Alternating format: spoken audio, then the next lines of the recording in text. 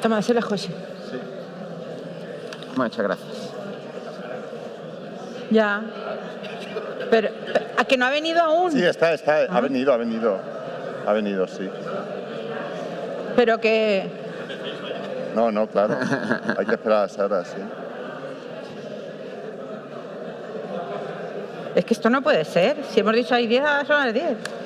Yo me he vuelto. Me llaman, en el trabajo me llaman Xi Jinping. Yo ayer Porque me he vuelto... Te vi sufrir ayer. Hombre, en ¿no? La mesa de... Claro. La mesa de...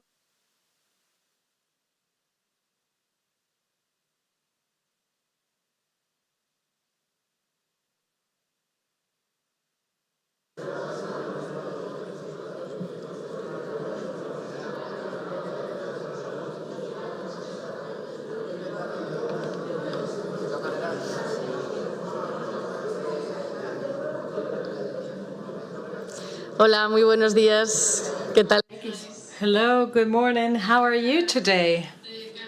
I see some tired faces, but I also see excitement, and I also note that you are very much looking forward to today's session. So welcome, and welcome everybody that has connected to our YouTube streaming. We feel like you were here already in the room, so thank you very much for joining us. And yesterday we had a very good day in which we had a discussion, insights, and today we're going to hear 3 roundtables, and we will have Q&A, and we will break for coffee at noon. And we encourage you to go ahead and enjoy the posters that we have in the hall, where you will read about our different research projects. And by the way, you can use the QR code that we used yesterday to ask questions, and we really encourage you to use it so that way this can become more interactive and you can participate. As you can see, we have already prepared our first panel of the day that will be tackling the structural features of games, and this will be facilitated by Cecilia Pastor, Deputy Director General for Inspection. Good morning and welcome to this panel, Structural Characteristics of Games. Today we're going to be talking about product, about innovation, and about R&D. The online gambling market is undergoing constant transformations driven by a great investment in R&D. This sector operates in a highly competitive environment that is increasing in complexity, and the value chain has expanded significantly. Together with operators that are in charge of logics and mathematics, we also see many studios that focus on graphics and also aggregators. Aggregators that are companies that facilitate the integration between the different developers or coders and operators. And that way they facilitate that all technical aspects flow smoothly. Recently we heard news at Gaming Monitor that their global ecosystem includes 1,600 providers, 80,000 games, 5,000 operators that manage more than 40,000 websites. With these dazzling figures, we see a reflection of the great effort that has been put into product development and the diversity of competition. So in this highly competitive environment, operators have 2 great challenges. First, developing a good product, a product that is liked by end consumers, and second, they also need to place it in the market. And in order to place it in the market, to include in the large offer operators, this requires a digital marketing strategy, a sound one. They use KPIs such as retention, product adoption, RPU, ARPU, and once the product is placed in the market can operate. And the market very well filters information, and it generates the necessary signals that both the operator as well as the vendor need for their decision making, for their own economic calculations. And this is about revenue, and this is all about profitability. And here comes into play a potential conflict, because as we mentioned yesterday, in this activity, 10% of gamblers support 80% of revenue, of income. So a successful product can also become a dangerous product, and hereby arises a conflict, a potential conflict. From the standpoint of the regulator or the certifier, those that need to validate those games, because you probably know that all games need to be subject to a previous authorization before they're put into production. So the standardization or certification procedures are administrative red tape procedures, and they're self-regulated. And what they do is to make sure that the different requirements laid down in the norm or the standard are met. And it's important that the different requirements that are in place to certify the products consider the good functioning of platforms, for instance, the well functioning of random numbers, the logic of games, safety, traceability of transactions. And then there is a set of requirements that do have to do with responsible gambling.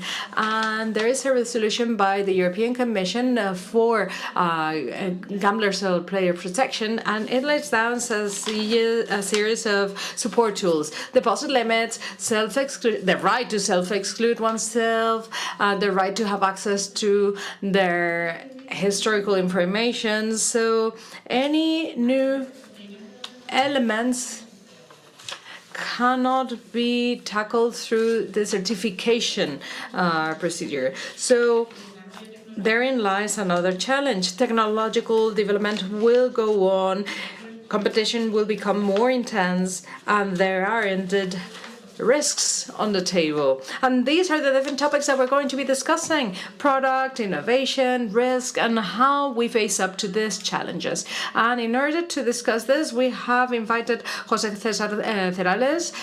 He's a doctor in philosophy. He has a chair in the Department for Experimental Psychology of the University of Granada, member of the editorial committee of addictive behaviors of the Academy of Studies, and he is also leading a study on behavioral addictions. We also have Guillermo Carrascal Bravo, who is a telecom engineer, and he also leads the technical office of the subdirectorate for inspection, that is in charge of technical requirements and oversight procedures. So we can now begin, and you can have the floor, José Juan. Thank you very much for your kind introduction and for the invitation. I am very much pleased with the way the Congress has been organized, so congratulations.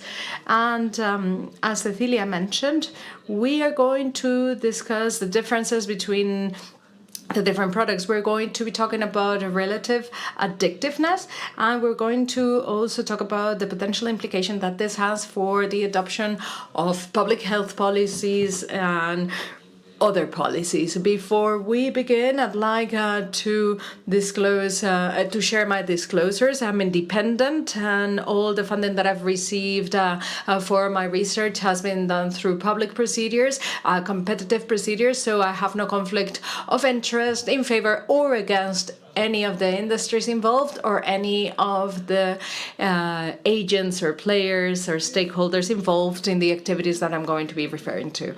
Now, to begin with, I'd like to refer to something that MIKEL said yesterday. Not all products are the same, and this is something that we've known for a very long time. Actually, the baseline piece of information that we base this on, this is a study that was done in Australia in 2024, and it reflects something that is very well known for us, that the proportion of players that have problems arising from their gambling activity is not the same with regards to the activity that they participate in. For instance, in lottery, we have a great number of people who play lottery, but there's a relatively small percentage of people that have problems linked to this activity. But in other less frequent activities, like for instance and slot machines, we see that almost half, even though the total number of players is much lower, but almost half of them are gamblers that have some sort of problematic behavior related to their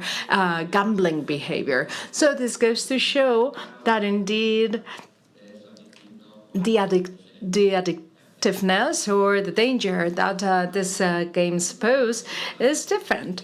And the problem with this data is that there's two factors that come into play here. We have addictiveness that can be attributed to the product as such, and the fact that no gambler plays one single game. There's a risk factor that is relevant, the number of games that you play. So the more games you play, the higher the risk you run of manifesting or developing a problem that is linked to your gambling activity. Therefore, it is very important that we try and discern how much is due to interaction with other activities and how much is due to interaction with one activity in particular.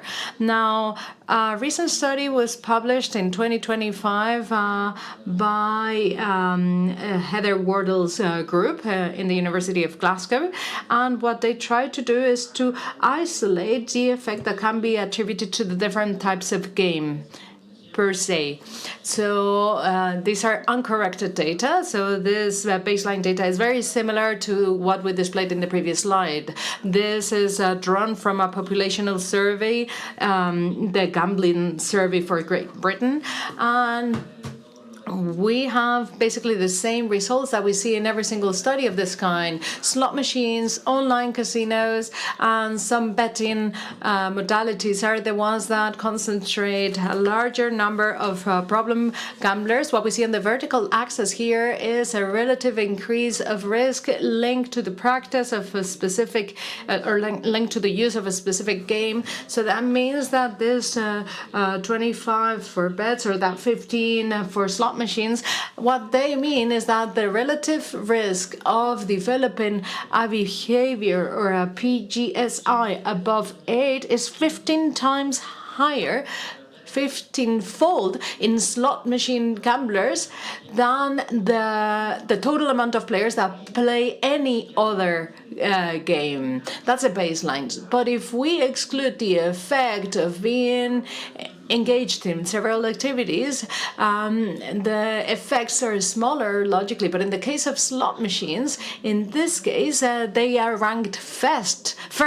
So that means indeed that slot machines are the type of game that has an increase of problem gamblers that is higher compared to others. So here we need to consider that there is no relative increase in risk. And in traditional lottery, for instance, you may note that traditional lottery doesn't increase the risk of us having a problem behavior per se, whereas other bets or slot machines multiply by 3 the risk of having problem gambling or pathological gambling. In this very same study, they analyzed the results of 2 different surveys. The second survey is the health survey for England. The characteristics are very similar. The activities that they evaluate are slightly different because we know that the way in which we categorize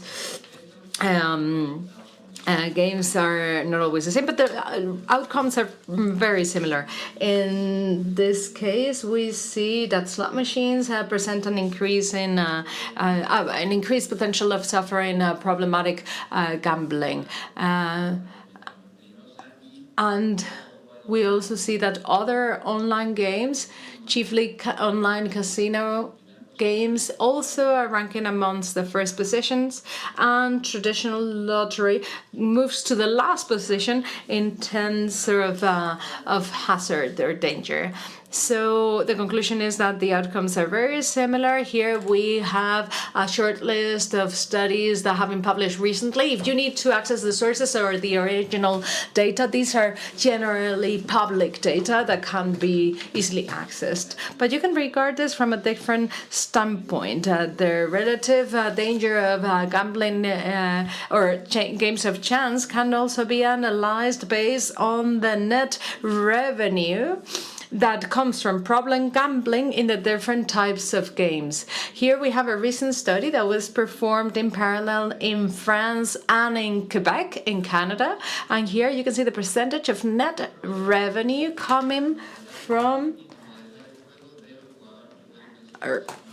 over gross revenue coming from problem gamblers. And here we can see that in Quebec, in slots machines, the percentage is close to 70%, and in many modalities, in both sides, they're above 40%. This creates an incentive. It doesn't mean that there's a harmful intention in the design of the product, but the fact that the product can trigger a more addictive behavior is there, and there's a relatively small number of gamblers, but their engagement, their expense, and the losses accumulated in this activity are sufficiently large to justify a great share of the revenue that comes from this gambling modes. In some, of course, pathological gamblers represent a very small percentage of the gross revenue coming from this activity, but there's other modes where most of the gross or a greater percentage of the gross revenue comes from these gamblers. Now, this is the international consensus and the subject matter, and this is the evidence that we use in academia based on studies that have been performed over the last 20 years. So these are very much established data. So there's sound evidence that shows that some products are more addictive than others, with slot machines and online casino games heading all rankings. And there is a clear relationship between addictiveness and revenue proportion coming from players or gamblers with detectable problems in games of chance. Now, second statement that I'd like to elaborate on. How much time do I have left? You're 8 minutes in, so I'm not doing that bad. I need to speed up, but maybe not overly. Okay, second statement that I think it's a bit controversial, and it has to do with the quality of the evidence that we have. And it also talks about the products being different based on the presence of different structural characteristics. It also speaks on the fact that their design characteristics or features are different. I was involved in this study. My participation or my contribution was modest, I must say this, but initially what we tried to do was to identify the structural features that add danger or addictiveness to a game, and we also wanted to develop a series of pictograms, information pictograms, so that gamblers could be informed of the features of this game. What was the objective? In addition to, of course, informing gamblers about the fact that they can lose money and the fact that the game can be addictive, we also wanted to inform them about the nature and the design of the product through pictograms that should be informative enough and transparent enough so that people could identify the presence of some structural features in the products that they were to use. So this was an international consensus work that included several dozens of researchers. We had a Delphi process in place to reach the consensus, and 10 main structural characteristics stem from the process. The first has to do with the speed and density of bets, the possibility of betting a lot and several times in a short period of time, and therefore the resolution of the bet is fast, and that enables the player to play almost immediately. The second feature is that in the bet you have very little time to think about the consequences of that bet. Then the third feature is that the game has some sort of controller or remote that can make you think that you can control the outcome of your bet. Fourth, that you can bet during the development of the bet, in-play betting. Also, withdrawal time. Also, the fifth feature is losses disguised as winnings, a positive feedback, near misses or near wins. These are events in which it seems like you were just about to win. If you get very close to the slot machine, you have two symbols, and if you had gotten the third, you would have won the prize. That you have the feeling that you almost won. It's a near miss, and this has a very powerful effect. Then also any kind of information that may cause the player to think that they have some sort of way to predict the outcome of the game. Also accessibility 24/7. Basically, this is online games that you can play using a portable device any time of the day. And then also, another feature is a message that can lead you to think that you're playing with free money, bonuses, promotions, etc., or that it's easy to win, or that the mathematical utility of the bet in terms of expected earnings is feasible. So these were the features that the group of experts agreed on as main features or characteristics.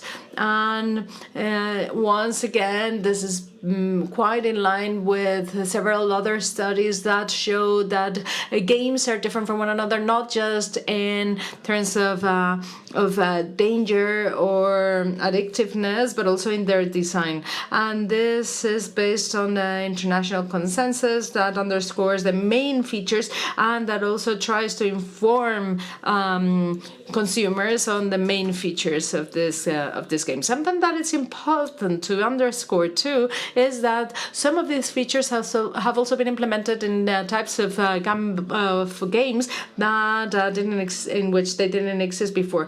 This is a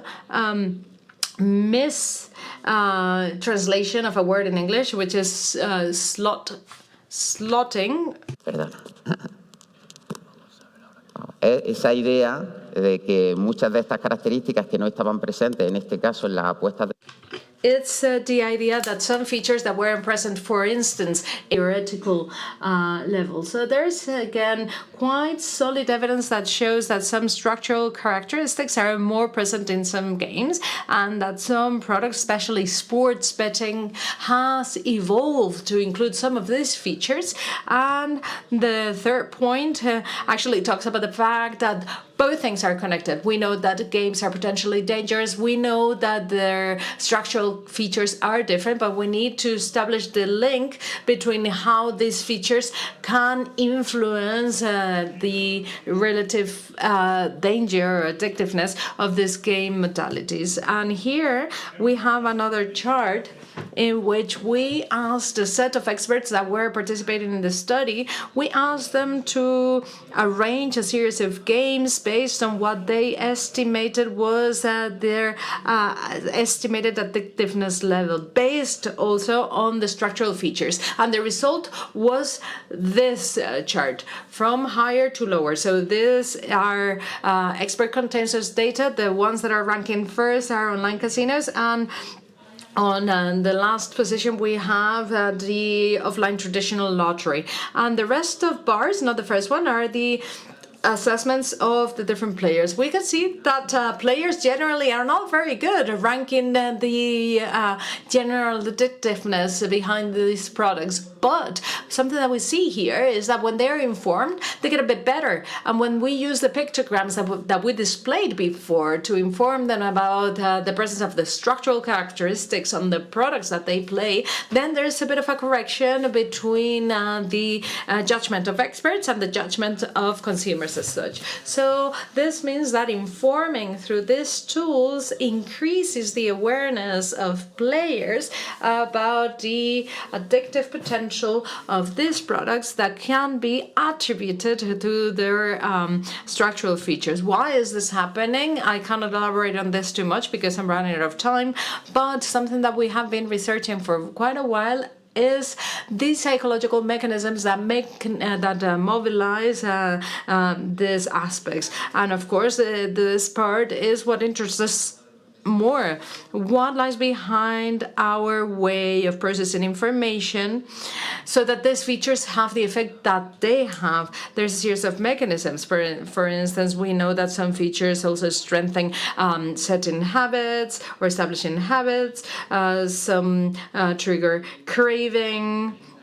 Some features also increase the perception of usefulness or reward in an exaggerated way. They also strengthen some cognitive distortions or cognitive bias, and they interfere with the capacity to reflect. Guillermo is going to be talking about specific features, and there we will see how some of these features, such as visual keys, bonds, or rather bonuses, near misses, free bets, PDGs, elusive controls, overstimulation and speed, they trigger all these psychological mechanisms that I mentioned before. Therefore, there is a great consensus at the academic level between experts on the ranking of the danger that these products pose. This actually matches to a good extent the different data that we've seen before, the percentage of people that we know have problems related to the game modalities. And then there's also great theoretical agreement and quite a bit of evidence, experimental evidence through lab models on the fact that there are features that influence a series of behaviors, and this goes to explain why those features work in that way. What is there still to know? Because we still need to establish the link between those structural features and damage. Right now, we have an indirect link set through the type of product, but something that we still need to find out, and the second point is pretty much the first point. We still need to see how we arrange those features, not how we arrange games based on their hazard, but rather how we arrange those features based on their contribution to that danger level. Same way we can organize the games and the features. We need to organize all these features. Near misses are the same as volatility. We need to rank these features. So we still need to quantify that, and we need to quantify this through populational studies that are sufficiently powerful and with enough statistical power so that we can determine what their contribution is, their independent contribution. Now, we also need to do this because we know that these features have a different effect on different people. It's not the same to talk about a 19-year-old male with university studies than it is to talk about a 50-year-old housewife.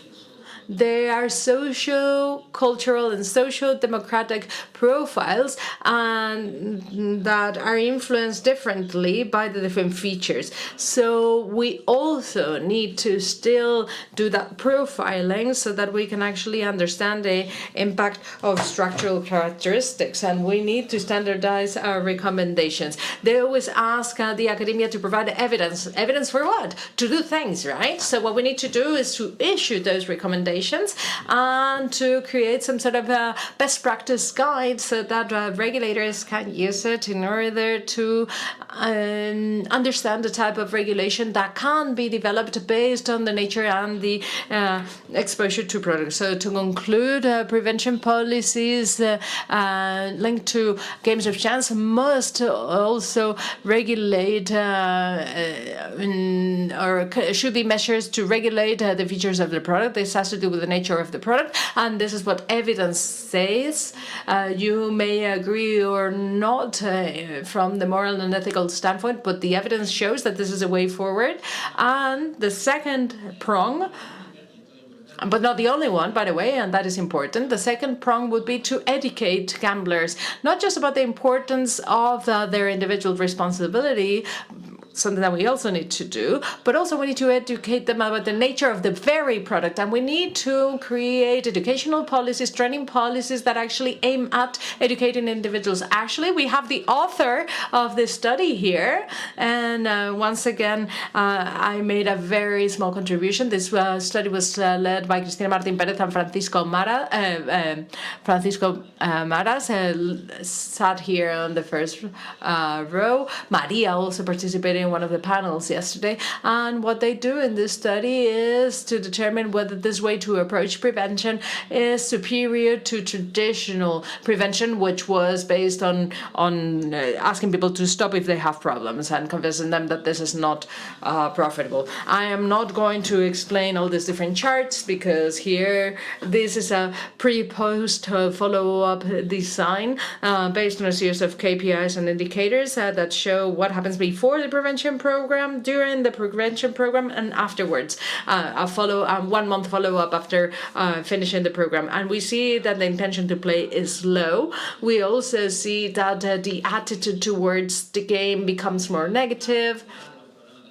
The severity of gambling issues also decreases. By the way, there were two conditions here. One was more traditional, one was more based on information, and the other one was also based on this novel approach, which is informing about the nature of the product, which was done in an interactive manner. And we see that the initial approach worked well, but the second approach also worked better. This way, we can inform potential consumers. And these were 18 players that were not minors, of course, and we see that this type of approach does work well. So that gives us hope about what the scientific consensus does say in terms of prevention, and it looks like it'll be the right way forward. That would be me. Once again, I'd like to thank my group of researchers and my fellow colleagues at the University of Granada. And I'd like to thank the Center for Mind, Knowledge and Research at Granada, because without them, none of what I do would make sense. Thank you very much. Muchas gracias, José César. Y Guillermo Carrascal. Thank you very much. Now we give the floor to Guillermo Carrascal. Perfect. Thank you very much, Cecilia, for the introduction, and Julio César for his presentation. And good morning, everybody. As Cecilia was saying, at the technical department in the departure of gambling, we have the standardization on all and each one of the games that are offered in the online market in Spain. It gives us a broad perspective on the industry from the point of view of product. It's very much updated, detailed and accurate. And my objective today is to share with you some of the characteristics that we're seeing that we think that are outstanding, and they should be analyzed to study the impact that they can have when developing a problematic behavior. My presentation is divided into two blocks: a very brief introduction in which I will share with you some figures, and we'll get into the main part of the presentation when I'll show you a catalog of examples of the structural characteristics of the games, and I'll finish with some conclusions. I'm going to get into the first part, and Cecilia said it, and I want to highlight this. If what we want to do is to study the design of the games, we have to put at the center the companies that do the design. This is the gambling software provider, and for you to have an idea of the market that we're talking about, although Cecilia has already shown some figures, in Spain we have 58 operators with a website where you can register, but we have identified 152 companies that develop software for this type of operators and are part of the standardized technical system of operators with license. If we concentrate on slot machines, as José César says, this is the most interesting game for problematic behaviors. We have 55 companies that have been certified to develop a slot machines, and when a gambler gets into a website, they're getting access to as many operators as companies that have reached agreement with them, and some operators work with up to 30 or 50 software providers. So when you get into that website, you get access to a large portfolio of games, to a lot of software. And for you to have an idea of the work that we're doing, we certified close to 3,000 different million games per year. What I wanted to do is to show you this through a video where you can see what a gambler finds when they get into a gambling website. And take a look to the right-hand side, a scroll line and the side, and how long does it take you to go down. This is the infinite scrolls when you're on the social media, when you're watching reels and so on. And this has been studied, and this is interesting to give you a visual idea of the very broad portfolio that you can find in any gambling website nowadays. And with this, we go into the main part of the presentation. I have divided this part into first, the essential elements of the games that define the logic, their operation, their development, that tells us about how the information is presented, what type of information is provided, the themes in it. So we go into this first part of essential elements. And when talking about the essential elements of the games, we have to talk about the return percentage, the amount of money that you can profit, the duration of the game or the spin, the way we interact with the games, and of course of the award, the different possible awards that we can have, the ranking of awards. One good starting point is the percentage of return. If you do not know anything about this world, it's very interesting to see how in most of these games the return percentage is in between 95-98%.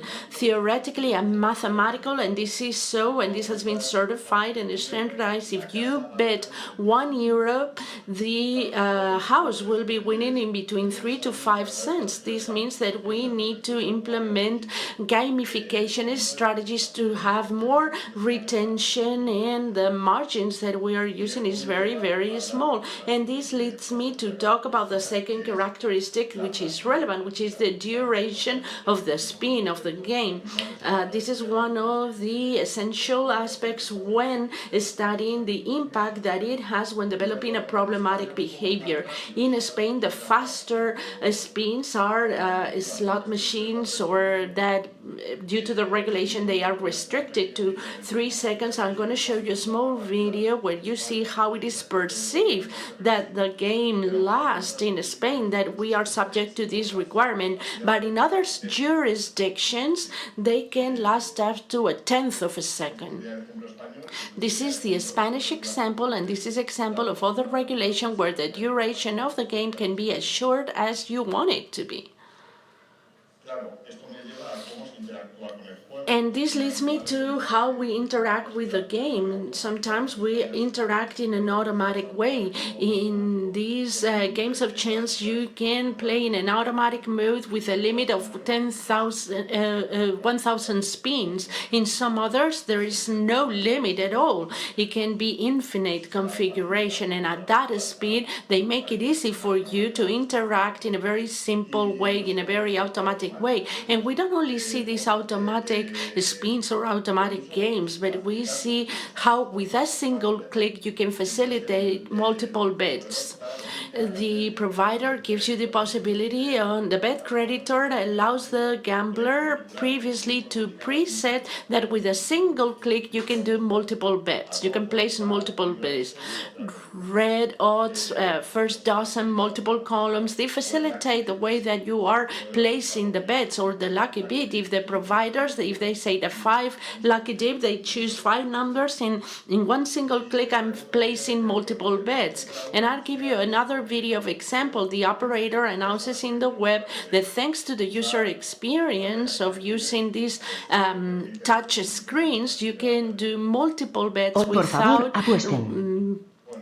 putting up your finger. They said you can place multiple bets with your finger on the screen. This is a way of interacting in a very fast and simple way. And when we talk about the logic of the game and it's the volatility, it has high volatility when they have very big rewards that are given with very low frequency. In other cases, we have a smaller rewards, more frequent. And this, far from being not noticeable by the gambler, is very noticeable, and they can choose the volatility of the games that they want to play to and how volatile can they be. And we see that in the game this is announced, the level of volatility. And one clear example of the volatility and how high volatility is something that gamblers like very much. We see this in the evolution that these type of games have suffered in the last year. In a conventional one, when you place a bet of €1, the more that you can win was 36 euros. You bet to a number and you do it. And you see how some of these wheels or roulettes can end up giving you up to 10,000 euros per every euro that you bet. How can this be achieved? With €1 that you bet, you're going to get a reward at Wonder in between 29 and 10,000. How likely is it for you to get this 10,000?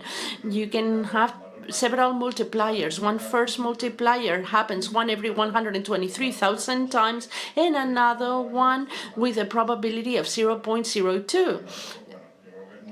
But it looks really shiny. You have the option of winning 10,000 euros by placing a bet of one single euro. And there is a second part. I would like to talk about how through software development we have these dynamic reels, these bonus games, these reels, these boosts, these potentiators.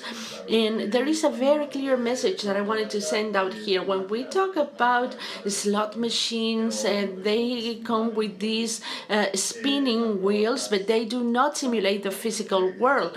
The potentiality of the software is that it allows you to do or to come with multiple functionalities, and the game will behave according to the design. This is certified, but from the perspective of the gambler, it's impossible to understand all the things that are going on because they have dynamic matrix, the rolls move in multiple ways and with multiple technologies that are very well implemented, such as the mirror waves technology. With one single spin, you have 107,000 possible winning combination. This cannot be noticed by any gambler. You cannot fully understand what you're doing. You're saying that many things are happening, but you don't fully understand what's going on.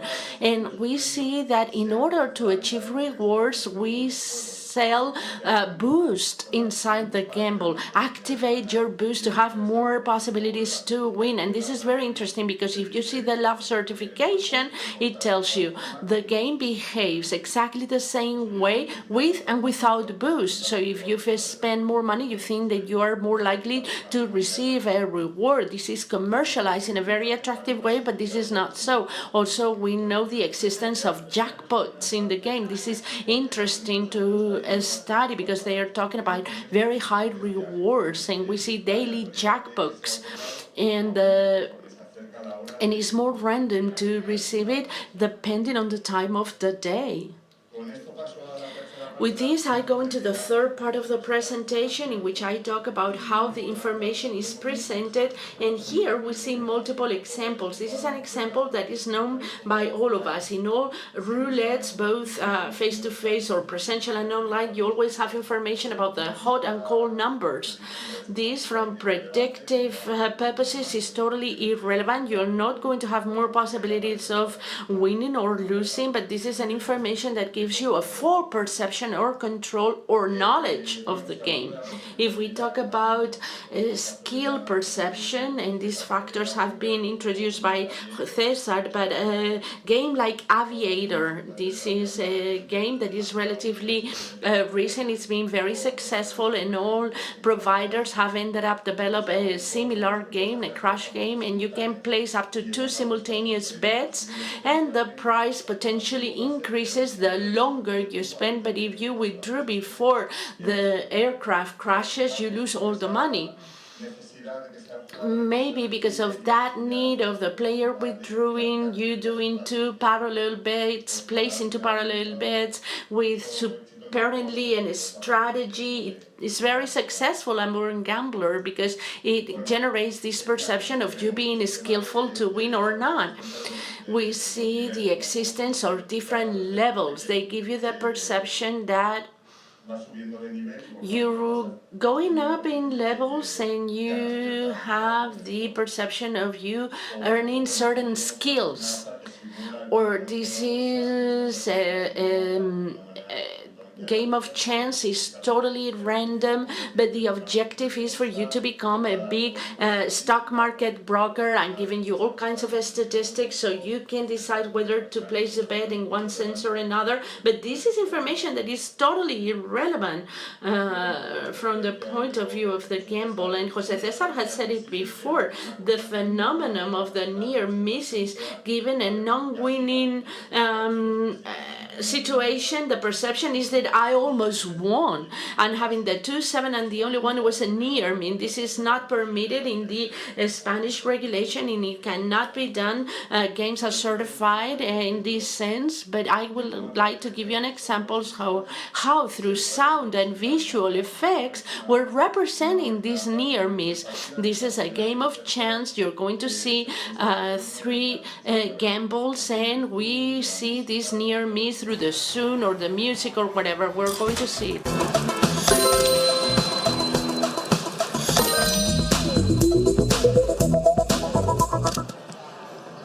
Así es como se comporta. This is how the game behaves in a non-winning, and you're going to see a winning combination.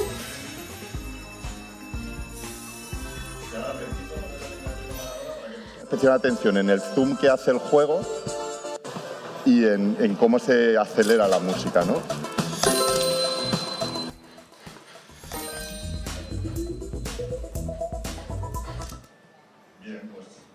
Creo que, en fin. Well, it's not a regular near miss in terms of the visual representation, but there are other ways of making you believe that you had that near miss or that near win, actually. And in terms of presenting losses camouflage as winnings, this is a game of chance that every time there is a non-winning combination, alembic or this bottle increases the size, and in a way that it activates a bonus, and all of the matches are winning, and the losing ones are winnings too, because at least we're filling in the bottle. So this is an example of losses camouflage or presented as winning. And we see also these promotions. If you lose a minimum of 10 euros, you receive a free bonus. So there is a clear relationship between losing and reward. It is announced like this, and is there's relationship in the worst case scenario. Even if I'm losing, I'm winning.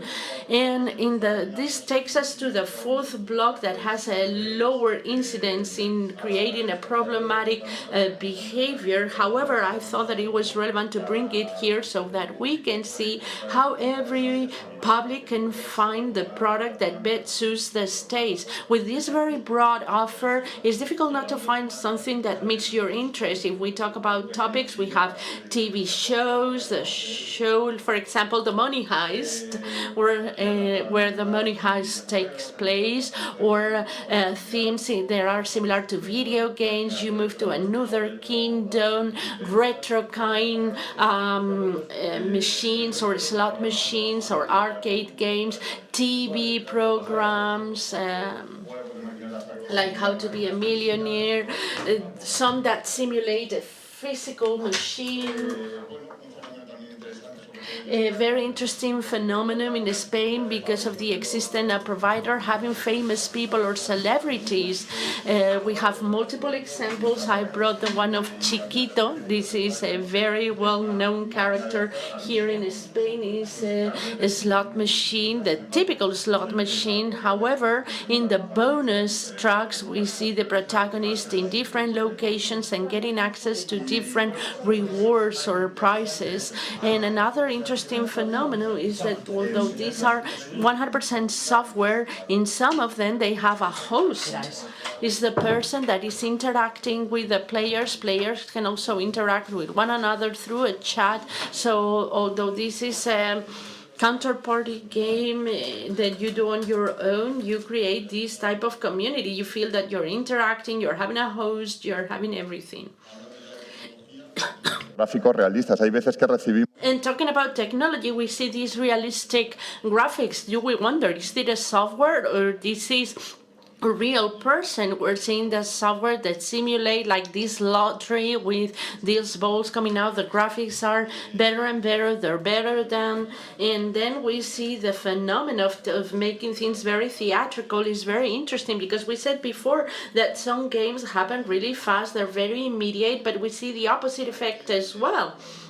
Something that the game can show you in seconds is going to be shown with a host, with a theatrical presentation taking a certain amount of time. I'm going to show you a video later on that will show this very well. And also, if you gamble with virtual reality glasses, which is not happening very often now, but the user experience is more powerful, and it might happen in the future. So I'm going to show you the video. We have cut it so we can make the best use of time, but it is a roulette, and when seeing the multiplier, the host open the red door that gives the name to the game, and they get access to an infinite room in a fantasy world. The game is 100% software. However, the host simulates the relevance of pressing a button that will activate the roulette, and the roulette will stop at the value that we give to the multiplier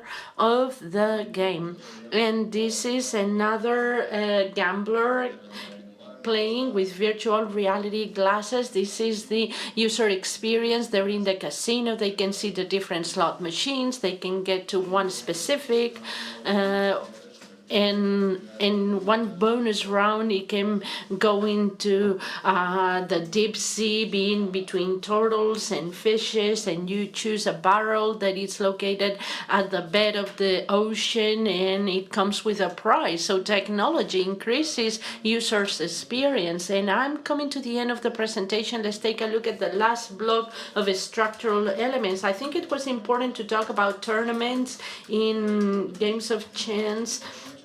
In this case, these are tournaments. The more you play in this game of chance, the more the points that you obtain, and you can see in real time the position that you're in within this ranking, and you see the prize that you can get access to. In this case, these were tournaments that promised 2 million euros per month and 2,000 euros or 10,000 euros per day. This was a study in our department, and we realized that they didn't identify that those prizes were being given to the gambler. The bases were very confusing. They were not totally clear, and we decided that it was not compliant with the regulation. That's why we asked the operators to adapt these tournaments to the regulation or to close them down. And the provider gets hold of the reins when developing the mechanisms, the promotions, and everything.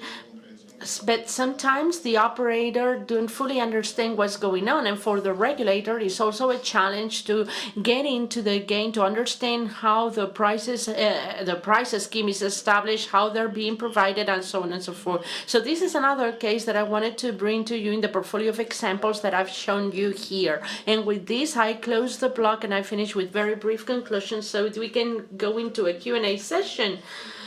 So on one hand, if we want to study the design of the games, the provider needs to be at the very core. Yesterday, we spoke about having a good registry of providers in this regulatory proposition that is going to be taken to the Parliament. Certification of the games is very mature. The labs have a very broad experience. The games work as they promise that they're going to be working, but we have to do a good risk evaluation or analysis, extending the analysis not only to the game but all the things around the game, especially promotions or boosters and things like that. The challenge is to do things at the same speed as the industry evolves and extend this regulation for safe gambling, including measures that include the design of the games.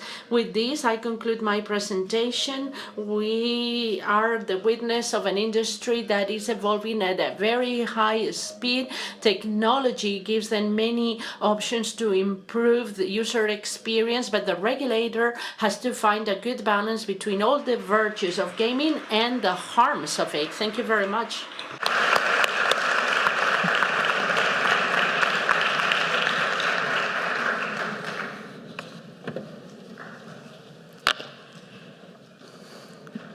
A ver, tenemos algunas preguntas. Para el profesor. We have several questions. One for Professor Perales. What effectiveness in risk behavior could have the warnings about the risk that are going to be included in a mandatory way on the websites, on the gambling websites? The answer comes with two different things. Quantitatively speaking, it's very small. It's small. We've seen this in other products such as alcohol, tobacco, etc. But if you do it correctly, it's very cost efficient because it's very easy to implement, very cheap to implement measure, and the reduction of the harm then can be attributed to a measure that is very easy to do. In general terms, is worthwhile. How much having dissuasory or deterrent images reduces the consumption of tobacco? Maybe only 1.2%. Only 1.2%, individually speaking, is hardly noticeable, but at the population level, reducing smoking by 1.2% is very important in terms of healthcare costs. So sometimes even small effects are important based on accumulation. So this is one of the situations. If the message is well designed, the warning is well designed, and the information that is provided is truthful and impactful enough as to reach the person that it is aimed to, even a small reduction can have an accumulated impact that is strong enough as to make it worthwhile. Because at the end, you're not going to adopt one single measure. It's the whole set of measures that you're going to adopt what matters. If each one of them have any comes with a small reduction, all of them together will amount to an important reduction. So let's not disregard modest measure because of a small quantitative result, because they all add up. We have another question to Guillermo that it is related with the recent approval, it only happened yesterday, of the proposal of creating a registry of providers. Will we have a license for these B2B providers? The registry, what it intends to do is to, as I said before, it is important to highlight the relevance of these corporations for the industry. And it is fundamental that they are going to be offering their games in the Spanish market. We know who they are. They need to have a representation in Spain. And if they're offering gambling in the regulated market, you're not offering another one in the illegal or non-regulated market. This is the main reason why we are creating this registry. It doesn't intend to be a change in the licensing model. The regulatory model is the one that we have. But it is also true that in our department, we've also worked not concentrating only in the operator, but we wanted to understand the technical system. You were talking about the aggregators, the studies. To understand the industry, we need to get in depth in the technical system, and we need to put a name to companies that are extremely relevant. So what we materialize through this regulatory change is that if you are a provider working in the Spanish market, you have to have your own entity, and you need to be enabled to a certain extent, and you're enabled by participating in this registry, and if you're out of this, you will pay some consequences. But this materialized something that we've done through other ways, getting in contact through the operators with the service providers of the system, and we did that since the beginning of the regulation. To finalize, I would like to get in depth in a topic that was mentioned, Professor José César, that I think is very relevant. When we do the risk analysis based on the structural characteristics, at the end you realize that there are different blocks of games, the slot machines or games of chance, and I don't know if it's possible to establish a risk category that goes from 0 to 10 in, I don't know, games of chance. I think it's complicated, but you have mentioned something that is very interesting, which is the relationship that exists between these characteristics and the individual vulnerability characteristics of the individual. Is there a way for us to in a more clear way face the problem? Well, these are two things. First of all, how we order the product irrespective of the label that we give it. We want to advance towards predictive models that will help us to estimate how dangerous a product is based on its characteristics. This is the ideal situation, and the statistical methodology and the mathematical methodology to do so exist, and the idea behind this is something that we're going to end up doing. We're in the embryo stage. This product comes with these characteristics, and based on these characteristics, we can rank it as more or less dangerous. At least we can have a reasonable estimation. How this information is used, I don't know. We're in a democracy where risk estimation doesn't depend on scientists, but on the people that establish the rules and the standards. But the information can be provided, and as long as the information is reliable, how the information is used doesn't depend on us. The other part is the part of the adaptability, or the interaction between the characteristics of the product and the characteristics of the person, of the gambler. Guillermo has said something that is very important. Some characteristics are adaptable. Volatility is adaptable. So we know that products with high volatility are very attractive for young consumers with a strong cognitive bias, and low volatility products attract people with affective problems because they're more immersive. The more immersive the product, the easier that it can be used as a way of having an emotional escape. So different games attract different population segments because of their own psychological characteristics. Age is an important characteristic. And if the game is adaptable, the fact that the person can choose what is the most attractive element or how to adapt the game to their aspects that are more relevant for their behavior is something that's important, and this is already being used. The adaptability of the product to the individual, this is already being done from the perspective of the supply. We have to do it from the perspective of the demand, or we have to analyze it from the perspective of the demand. I agree with what he said. We concentrate in online casino and games of chance to study these type of aspects because they have all the characteristics, but it's true, it's very difficult, or I don't see a model in which we can end up saying this game within the segment or slot machines or online casino. It's complicated to say these games comes with more or less risk because it has many of the characteristics that we're talking about. And I agree with what Jose Cesar was saying. Games that a priori do not come with these characteristics, we see them evolve, and we see, for example, in sport bettings, how we introduce these components that are typical of slot machines, or extra components of randomness that are similar to the ones of a slot machine. So yeah, we're doing some segmentations, but it's complicated to see, or it's complicated to have a very quantitative methodology to give a weight to each one of the characteristics. We have a challenge right there, and if you'd allow me, I'd like to share one final comment. We need to reinforce the idea that preventive training and preventive education is very important, especially for young adults. We need to inform about these features, features that act as small traps in a way, because they indeed capture the individual. So maybe that could be a takeaway message, or if you'd like to add to it. I think it's a fantastic conclusion. Nothing to add. Then thank you so very much, Jose Cesar and Guillermo, and I hope that you enjoyed this session.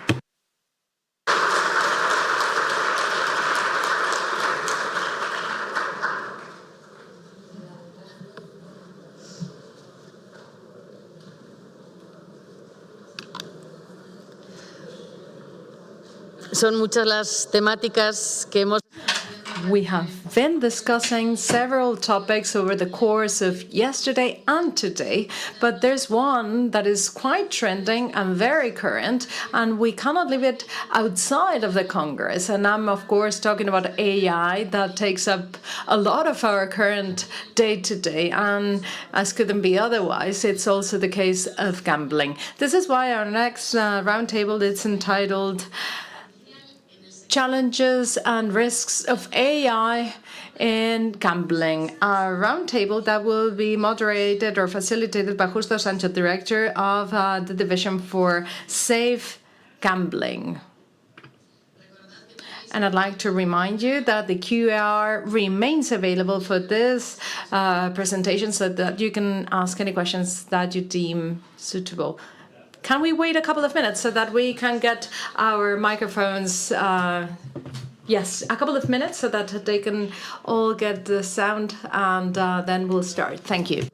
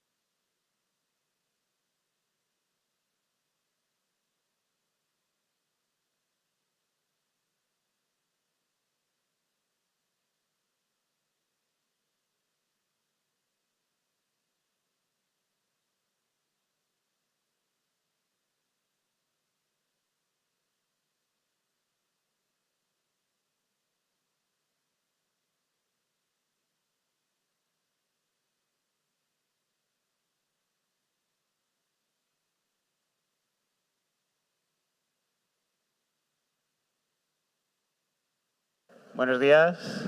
Buenos días, ¿se me oye? Good morning. Can you hear me?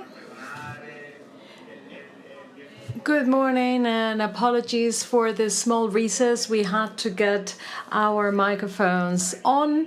And I'd like to thank you all for your presence here today, first and foremost. And what we're going to do is to discuss during this small session the opportunities and the risks that can be posed by AI applied to gambling.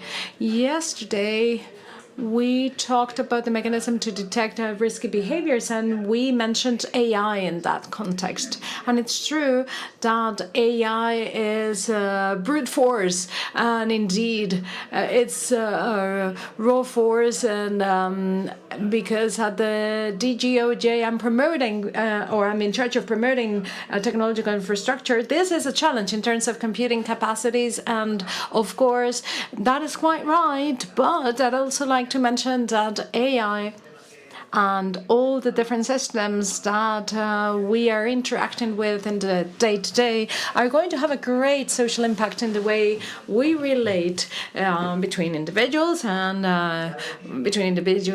machines. And indeed, this will have an impact on the value chain, and especially on the value chain of services, which is actually 75% of the GDP in Spain. And this is something that we cannot disregard. So I'd like to mention, after having said that, the dynamics for today's session. We'll try to talk about positive points and opportunities that we can see in AI systems, as much as the different risks that we can detect indeed. And in this session, first we'll give the floor to José Antonio López. He will deliver the first presentation, and he will talk about the risks and opportunity that he has detected in the gambling industry. And then we'll give the floor to Almudena Ruiz. As you very well know, you can make contributions and ask questions using the QR code. And in the form, maybe you can talk about different risks and opportunity that we haven't tackled directly in our session. And I think that would be interesting to discuss during the Q&A. too. So thank you, José Antonio. Without further ado, I'll give you the floor. But I'd like to say that José Antonio López Moreno is a professor at the Department of Psychology and Psychobiology of Sciences in the Psychology School of Madrid. He works at the UCM, and he has a great background in neuroscience and behavior, education, innovation, and knowledge transfer. He has been the main researcher and has participated in several R&D projects funded by national and international bodies such as the Ministry of Science and Innovation, the Carlos III Institute, or the Spanish Agency for Science and Technology. And he founded the company for the development of tools for learning, including AI as an education tool, and want to create technology, promoting its use in training environments that are non-technical. He also combines academic research with dissemination and applied knowledge so that they can democratize access to AI as a translator of human language and software codes. Thank you so very much, and thank you for the introduction. I'm going to deliver my presentation standing, if that's okay. First, I'd like to thank the organizers of the conference, and I'd like to thank Justo Sanchez for inviting me. It's a pleasure and an honor to be here today. And I'd also like to thank the different participants, those that are face-to-face and those that are connected online. It's Friday, and I'm sure that you have many things to do, so I'd like to kindly thank you for sharing your time with us. I'm going to divide my presentation into two different sections. Firstly, I'd like to briefly share with you a research project that we've done on behalf of the DGOJ, and then I'd like to talk about risks and opportunity, as Justo mentioned. The project that we were commissioned to do intended to study AI and impulsiveness to prevent and predict behavior in games of chance. Impulsiveness is nothing new, and in science we like new things, but it continues to be a fundamental concept to understand behavior, especially addictive behavior. We wanted to use AI to assess behaviors and impulsivity in particular to predict behavior in the context of prevention plans. And we wanted to compare it to traditional prevention in which most participants ask questions. And what we see in AI is that questions change based on the answers provided by participants. So what is the outcome? Everything's more precise and time is reduced.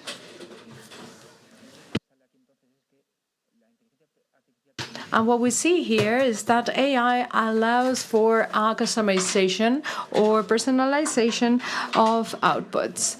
And here we have a few examples. There are several tests that we perform. All of them were digital. And here we have one of the examples by which we show that behavior can change if we just add subjectivity as a factor. What we did in this test was the following. We did a test on tennis bets, and this was actually real time in the ATP. When they win the first test, they have the first set. They have an 80% chance of winning the match. And we also see that if they don't win the first set, then chances of winning the game is 50%. So that was the initial information so that participants could place 30 bets. And what we did was to see what could happen if we added a bit of subjectivity to this. These were the outcomes. This was the money that was bet. They had 1,000 euros, 80%, knowing that if they win the first set, 80% is the chance of winning. And this is when they lost the first set. It's a rational decision. If they lose the first set, this is to say that you need to reduce the bet. But what happens when you guess that they're more tired, or you note that they're more motivated, or that they display the same energy? So this is subjective perception, right? You guessing that they're more motivated. So as soon as you add that subjectivity, they have the factual information and statistics, the rational information. But if you add the subjective aspect, then you see that bets are triggered and driven, and it leads to different betting styles. Now, about impulsivity. Our research group has great experience in evaluating prevention programs of the region of Madrid. We have assessed thousands of students, and we are convinced that impulsivity is a causal function of addiction, because when a person has an addiction, they enter a cycle in which they have impulsivity and compulsion. But here we're talking about kids from 12 to 16-year-olds. And what we saw there is that they didn't have the chance to become addicts as such. But systematically, every year, in a replicable and robust way, we saw that most impulsive kids were the ones that consumed substances. And we're talking about the first substances, tobacco and alcohol. So I'm sure that impulsivity is a causal factor for addiction. However, we have this digital test that we have used. We asked them to complete them, and we run several tests. And different tests that have to do with impulsivity. Like, for instance, delayed effort, and there needs to be a commitment between speed of response and right answers. And this is the result matrix. Funnily enough, we see no correlation. We are assessing impulsivity, but it seems like the processes are different here. Out of all the different tests that we performed to assess impulsivity, we found no correlation amongst them. So what is impulsivity? Which is a core of this project. We can consider impulsivity a black box between the person, stimulus, and the ultimate decision, the act. But impulsivity actually is a matter of time. Someone who's impulsive will take less time to make a decision. And this is why it's called impulsivity. The least time it takes, the more impulsive the person is. So impulsivity can be defined as time. So if we were to measure time, what we did was to include the factor of reaction time in all tests. And these are a few of the surprises that we found. These were test response. It was done on paper in the past. But here we have the outcomes of those very same tests. But we found two interesting things. First, people actually change progressively. On a paper test, in the past, you saw the final score and that's it. But here we see 15 items and between 18 to 20 answers. What happens here? People change information based on previous items too. Here, when you ask, I think carefully about things, but when they found this item, they go back and they change a previous answer. So here, this gives us information in terms of the fact that people actually change their answers based on the information that they encounter subsequently. And we also have reaction times here that speak on impulsivity and spontaneity. And here you know that, for instance, lies, and when you need to process more information, that takes more reaction time. So the conclusion that we can draw from this is that with AI, and when we measure all these different parameters in microseconds even, we can guess and extrapolate the way people are thinking. Now, that said, and these are, by the way, real examples, we need to now talk about challenges and opportunities. I'd like to talk in the context of the regulation that has been approved in the EU on AI in 2024. We need to consider algorithm transparency. It's not that people know the code, but people need to know how this is decided, how AI is personalizing or customizing the experience for me. What are the criteria that are being followed to customize my experience? So this is the first challenge, to know how the machine is exposing me in particular to stimuli or to games. Second, the risk of manipulation or tampering using AI techniques to foster excessive or problematic gambling. The previous speaker, Guillermo, talked about several parameters like colors, time, exposure, etc. So, in this context, we see that increasingly more with AI, we can evaluate in the back end all these aspects, and you can actually harness micro vulnerabilities that the person is displaying. If you see that the person is more impulsive, you can actually offer that individual a specific set of games. And actually with this third challenge we see that, and here we start talking about algorithmic bias. That means that, for instance, if you detect that someone is impulsive, or you have socioeconomic data on them or cultural data on them, you can expose them to some games or others because you know that their response will be different. So that is indeed an aspect to be borne in mind. And then we have a balance between commercial customization or personalization, because ultimately this is indeed a business and operators want users to have the best possible experience, and we always stand for responsible use. But then we also have the option of maximizing a revenue per user, and here there is a conundrum. Allow me to share two opposite options. One, the situation in which the person is a victim, they're exposed to the game, they are not owning up to their own behavior, and the social and economic losses are because the person is victim of those stimuli. And then on the opposite end of the spectrum, we have someone who owns up to their own acts, their own behaviors. So the waste of money, the waste of social relations are due to the fact that the person is responsible over what they do, and they decide at that very moment to play. No one's pointing a gun at them so that they play. So we have two opposite approaches, right? And of course, we shouldn't position ourselves in neither of those two extremes, but those are the two extremes of the conundrums. And we need to decide at what point of the scale we should be positioned in terms of assessing the autonomy of the individual, right? And now let us talk about the opportunities now.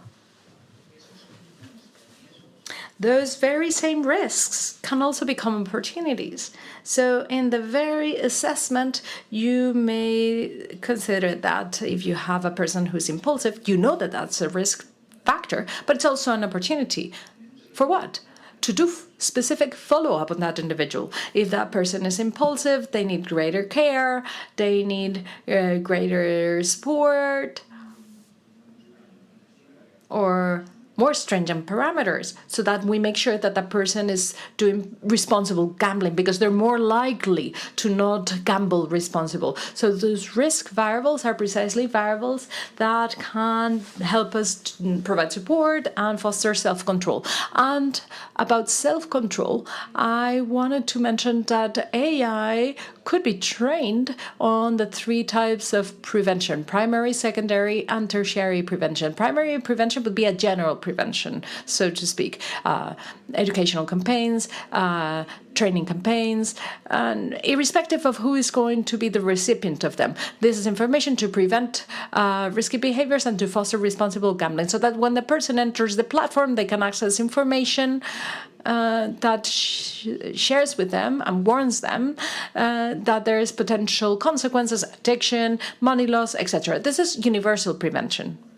Like preventing, for instance, prevention programs against drug abuse.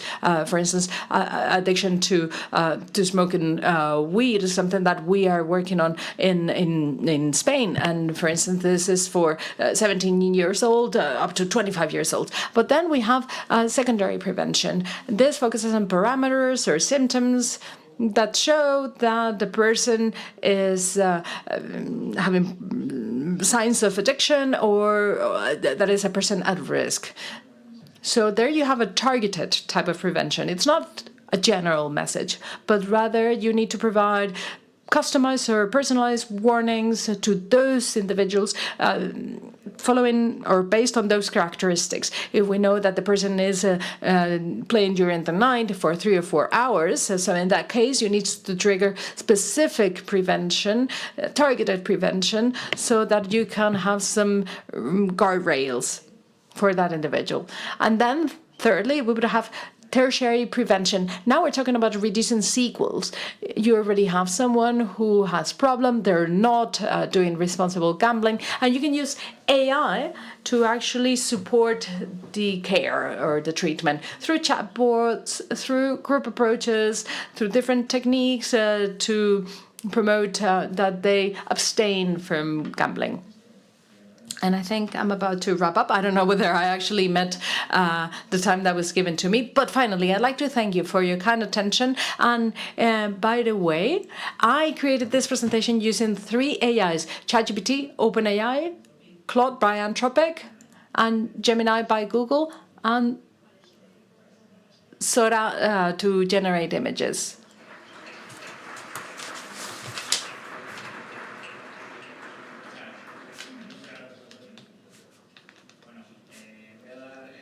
Thank you, José Antonio. I will now introduce Almudena Ruiz.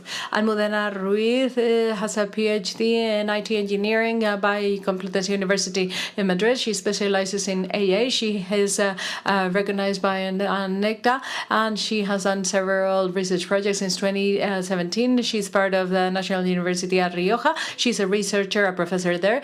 Since 2024, she has led an academic master's on AI, and she has contributed to make this program a reference in this realm. She focuses her research on AI and social impact, especially in educational, psychological, and digital behavior settings. She's the main researcher for several projects that focus on the relationship between technology, behavior, and public health. And amongst her main works, we need to underscore digital diagnosis, work on public perception of damage linked to gambling, and early detection of risk factors in gambling disorders through AI and machine learning through a gender lens. And she works for the Ministry of Consumption. She, in addition to doing research, has worked as data scientist for several technological companies such as Lingo Kids, and she has used AI algorithms to analyze learning and user behavior. Whenever you want, Almudena. Allow me to remain seated so that we change the pace of the session and so that I can do something different to the previous speakers. Firstly, I'd like to thank you for the presentation and the kind introduction and for inviting me to partake in this conference. For me, it is a pleasure as a technologist to share with you this space to reflect on how AI, this technology that appears to be changing the way in which we deal deal with things, the way in which we relate to one another, the way in which we act. I'd like to speak on how this technology also has an impact on an industry as relevant as that of gambling, because we cannot disregard the fact that AI is a cross-cutting technology, ever more present in our day-to-day.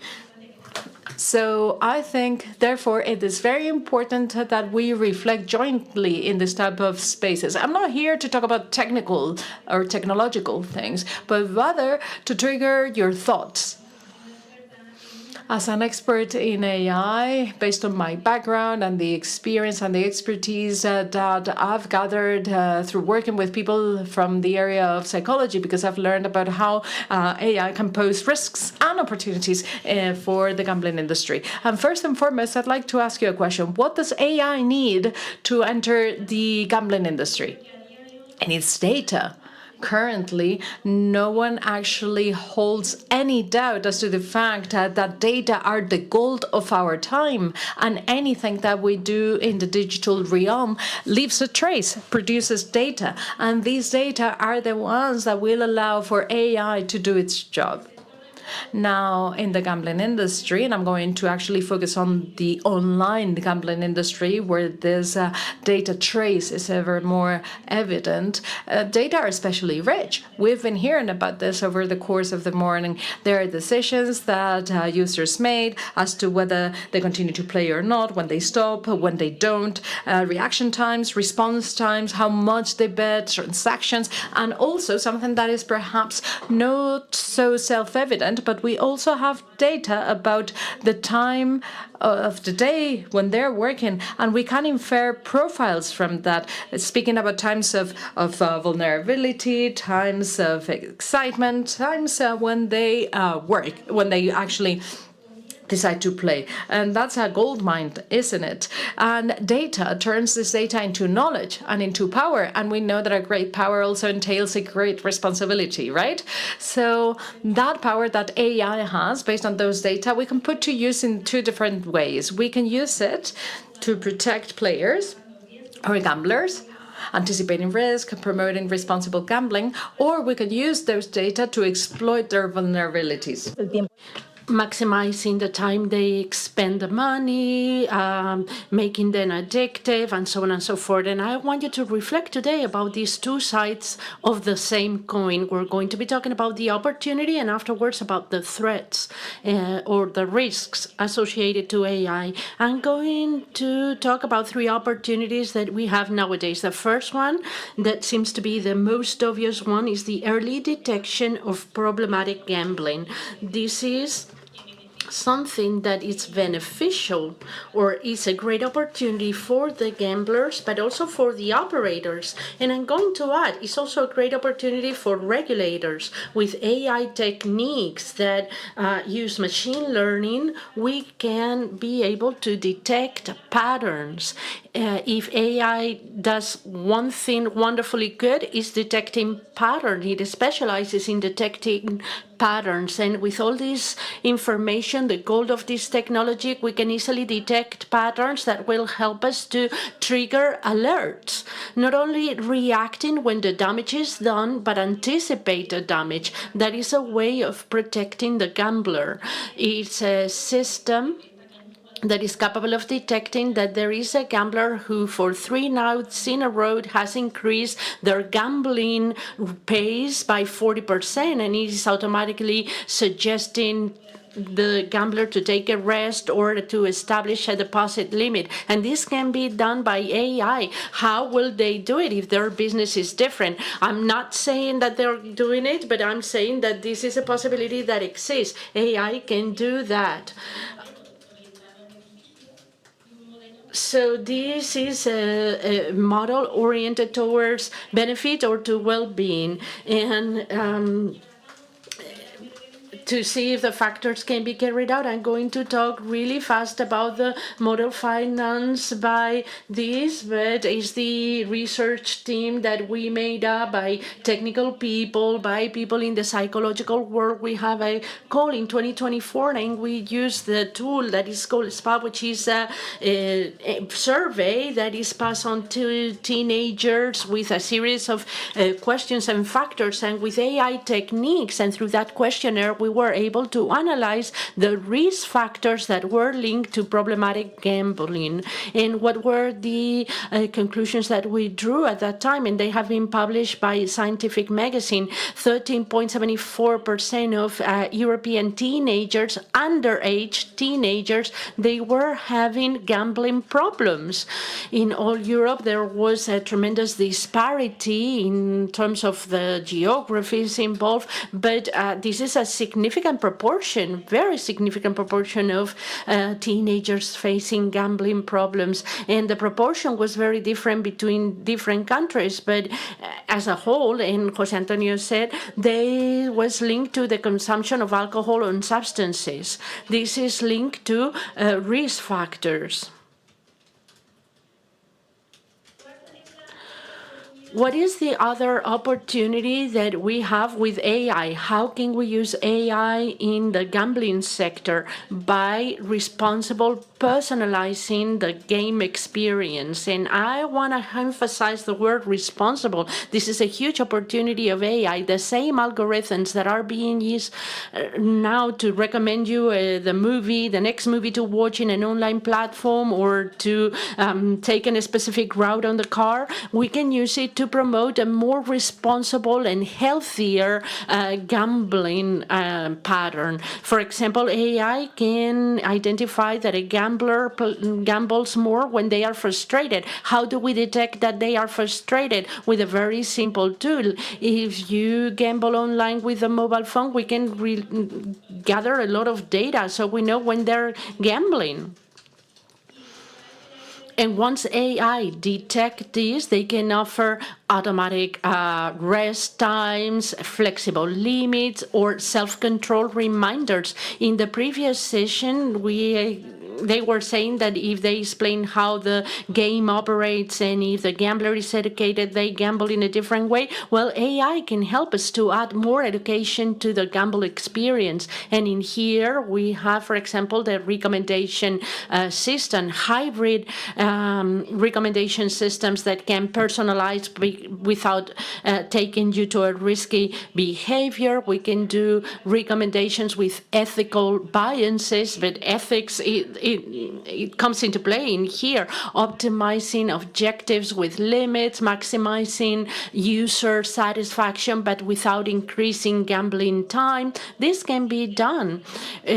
How is it done? Or whether if it's interested to do it or not, that's a different debate. But AI giving us the opportunity to do it, and the technology being prepared to do it, that's a reality. That's an actual reality. And also we can do a segmentation of gamblers to do a responsible personalization of the game. We can adapt the messages to the type of gamblers, setting up limits to gamblers with similar interests. This can be done thanks to the use of AI. And the last opportunity that I wanted to bring on the table is AI as an ally to detect fraud. This is beneficial for gamblers, operators, and regulators as well. AI is a tool that can help us to detect fraud and scams in the gamble. They can detect bots playing. It can detect whether if the system is tricking me to incite me to gamble, and it can detect money laundering. In transaction where there are millions of daily transactions, AI systems are fundamental when detecting these type of behaviors and to prevent fraud and money laundering. And you can apply different techniques that are already used in other sectors, such as the banking sectors. You can use techniques of large language model to detect bots that are using. This is an area that has been very broadly exploited, and you can identify when the bot is a fraud bot, when the person speaking is a bot or a human, and this can be done. Also, we can detect that the person speaking is hooked up or and is suffering an addiction, or that the person speaking on the chat is not who they say they are, minors who pretend to be of age in order to gamble or other types of issues. With all of these techniques, we can strengthen the situation, and the result with this opportunity given to us by AI is a double result. On one hand, we make things safer for the gambler and the greater compliance for the operator. AI, well used, strengthens the integrity of the gambling system. And now we go to the other side of the coin, the risks. The opportunities are real, and we'll see how can they be applied or not, but there are also risks. And this is the first thing that we think when we think about AI in gambling. And it is concerning because the same AI that can protect the gambler can manipulate the gambler as well. And I'm going to do the same thing. I'm going to tell you about 3 risks that are relevant. And the first one is addictive personalization. When the AI, instead of taking care of the gambler, it does the opposite. It keeps them addicted or hooked up. Hooked up and addiction, they're two very linked. We're looking for engagement, but in real terms, this is translated in being hooked up or in being addicted. If AI helps you to improve engagement, we can end up having problematic gambling behaviors. And the problem is when this is used to improve the amount of time that you spend in front of the screen. Algorithms doesn't know anything about ethics. They just know that if they send a bonus after a loss, a gambler plays more bets. And what does the AI does? They learn about this. They automate this behavior. If you've lost more than 10 euros, I'm going to give you a bonus for next day. AI learns about this, and this becomes an automatic behavior, and this is an addictive personalization. Technically speaking, we're going to achieve this with learning by reinforcement and systems that produce behavioral reinforcement. So what is it that we have here? Is an hyper addictive personalization that will exploit the vulnerabilities of the gamblers so that they are hooked. From the ethical perspective, and I always have to talk about the ethical risk, this comes very close to the concept of algorithm manipulation that is included within the European regulation for the use of artificial intelligence. And that's why the challenge here, and when I talk about risk, I'm going to talk about how to solve those risks, because to me, they come together. The challenge with this risk is not to avoid personalization, because at the end, it's a business and they're going to want to engage. But we are going to reroute this personalization towards well-being or healthier behaviors. Another problem is technological dependency. Some critical decisions of operators are done in an automatic way. They're automated, and automated systems can fail. And this is a small trap. And here we introduce the concept of automation bias. We have bias when our AI is trained with data that are very similar. We've seen several examples of this.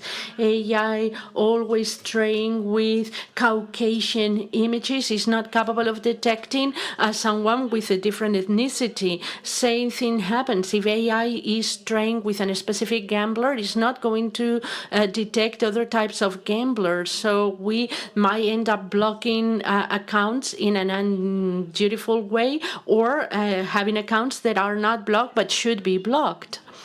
The solution here, when thinking about this technological dependency, is not to mistrust AI. I'm not saying that. I'm a huge defendant of AI, but let's have the human on the loop. Let's supervise, audit, and let's challenge automatic results. It's great to help us to do certain tasks in an easier way, but let's not put everything in the hands of AI, especially when we're talking about critical decisions. And the last risk that I wanted to put on the table, it's very real, is the wrongful use of personal data. We have data, that's gold, but with that information, we can find out everything about a person.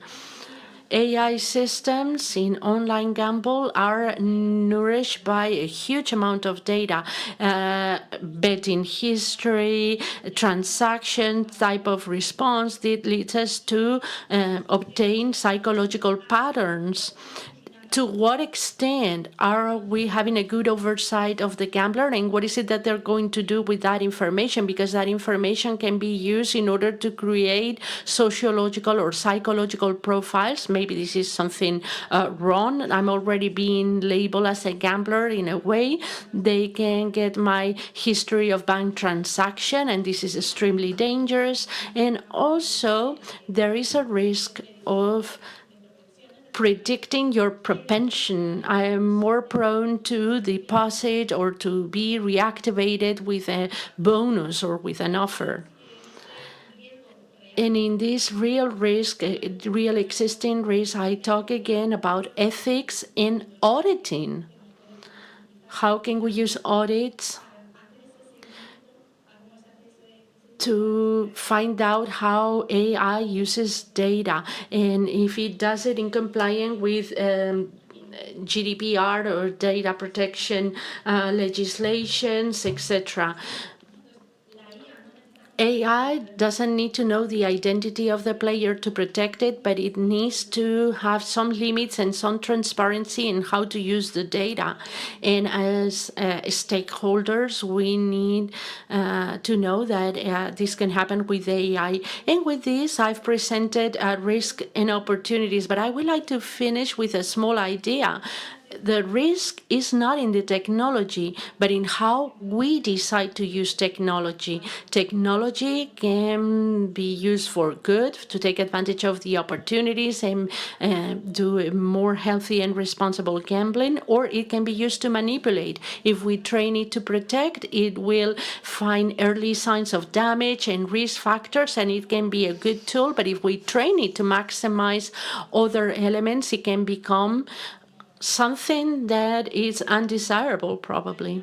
AI, in my opinion, is not the enemy of gambling. It can be a good ally, but only if it's used in an ethical way. If we decide to use it not to encourage us to play more, but to gamble in a more responsible way. Thank you.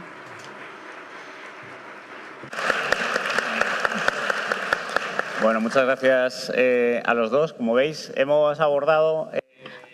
Thanks to the two of you, we've tackled AI with two different perspectives, the yin and the yang. Maybe we can find a good balance between the positive aspects and the negative ones.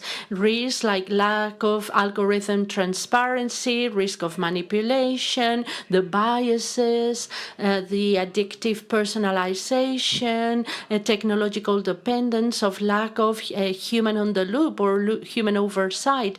And amongst the opportunities, self-control tools, prevention, early detection, prevention, it could be very helpful. Also fighting fraud and providing a responsible personalization. So I encourage to send us questions, comments, or comments on risk and opportunities. And while my colleagues end up seeing if there are questions, I would like to take advantage of the fact that I have the microphone to let you know, since we have operators here, I wanted to talk about the EU AI regulation.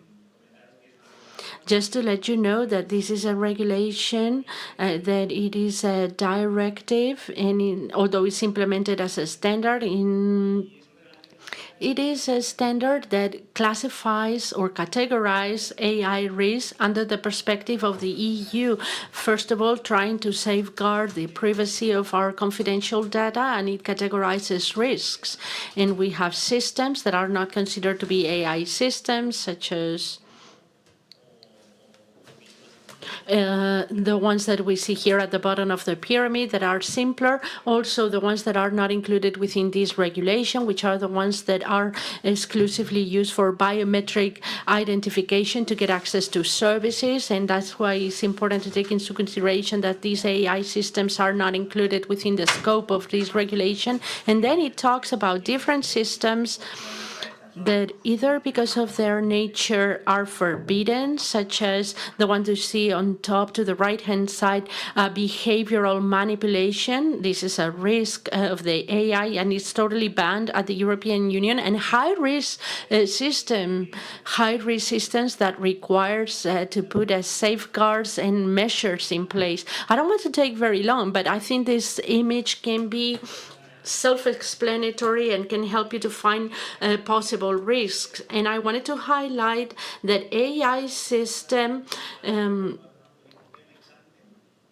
will give you an ex-ante authorization of all AI system deployed and used in the European Union scope. That's why we'll have some bodies that are notified and that will be in charge of evaluating the systems. And all AI systems already in the market will be exposed, evaluated by authorities that oversight the market. In Spain, it's going to be the Spanish Authority for AI. And there will be two main roles that will be responsible for those who acquire an AI system and operate it, and the providers, the manufacturers and developers of these systems. This is not applicable to public administration, private sector operators. I just wanted to let you know about this so you knew the framework, the legal framework. Any questions?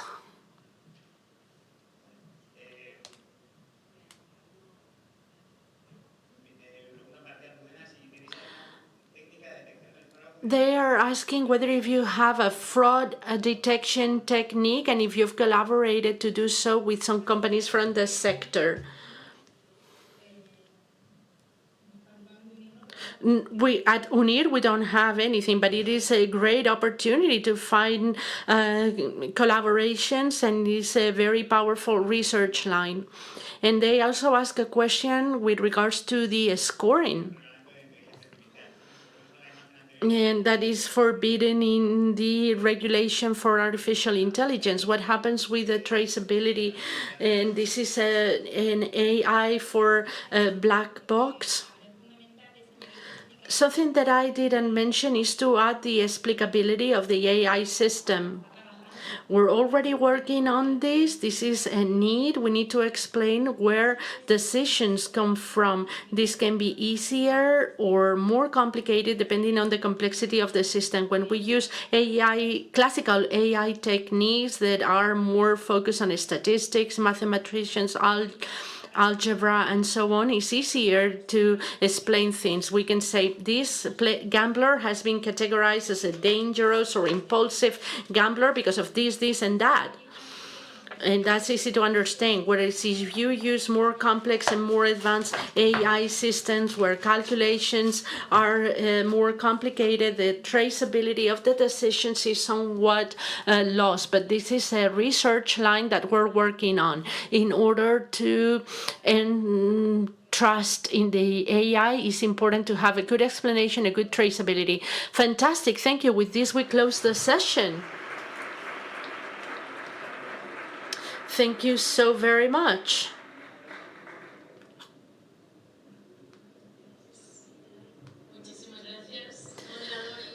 Thank you very much to the moderator and to the speakers. Now we have a coffee break. It's only 30 minutes. Please be back in 30 minutes. We have a very last presentation that I'm sure is going to be very interesting for you all. Thank you.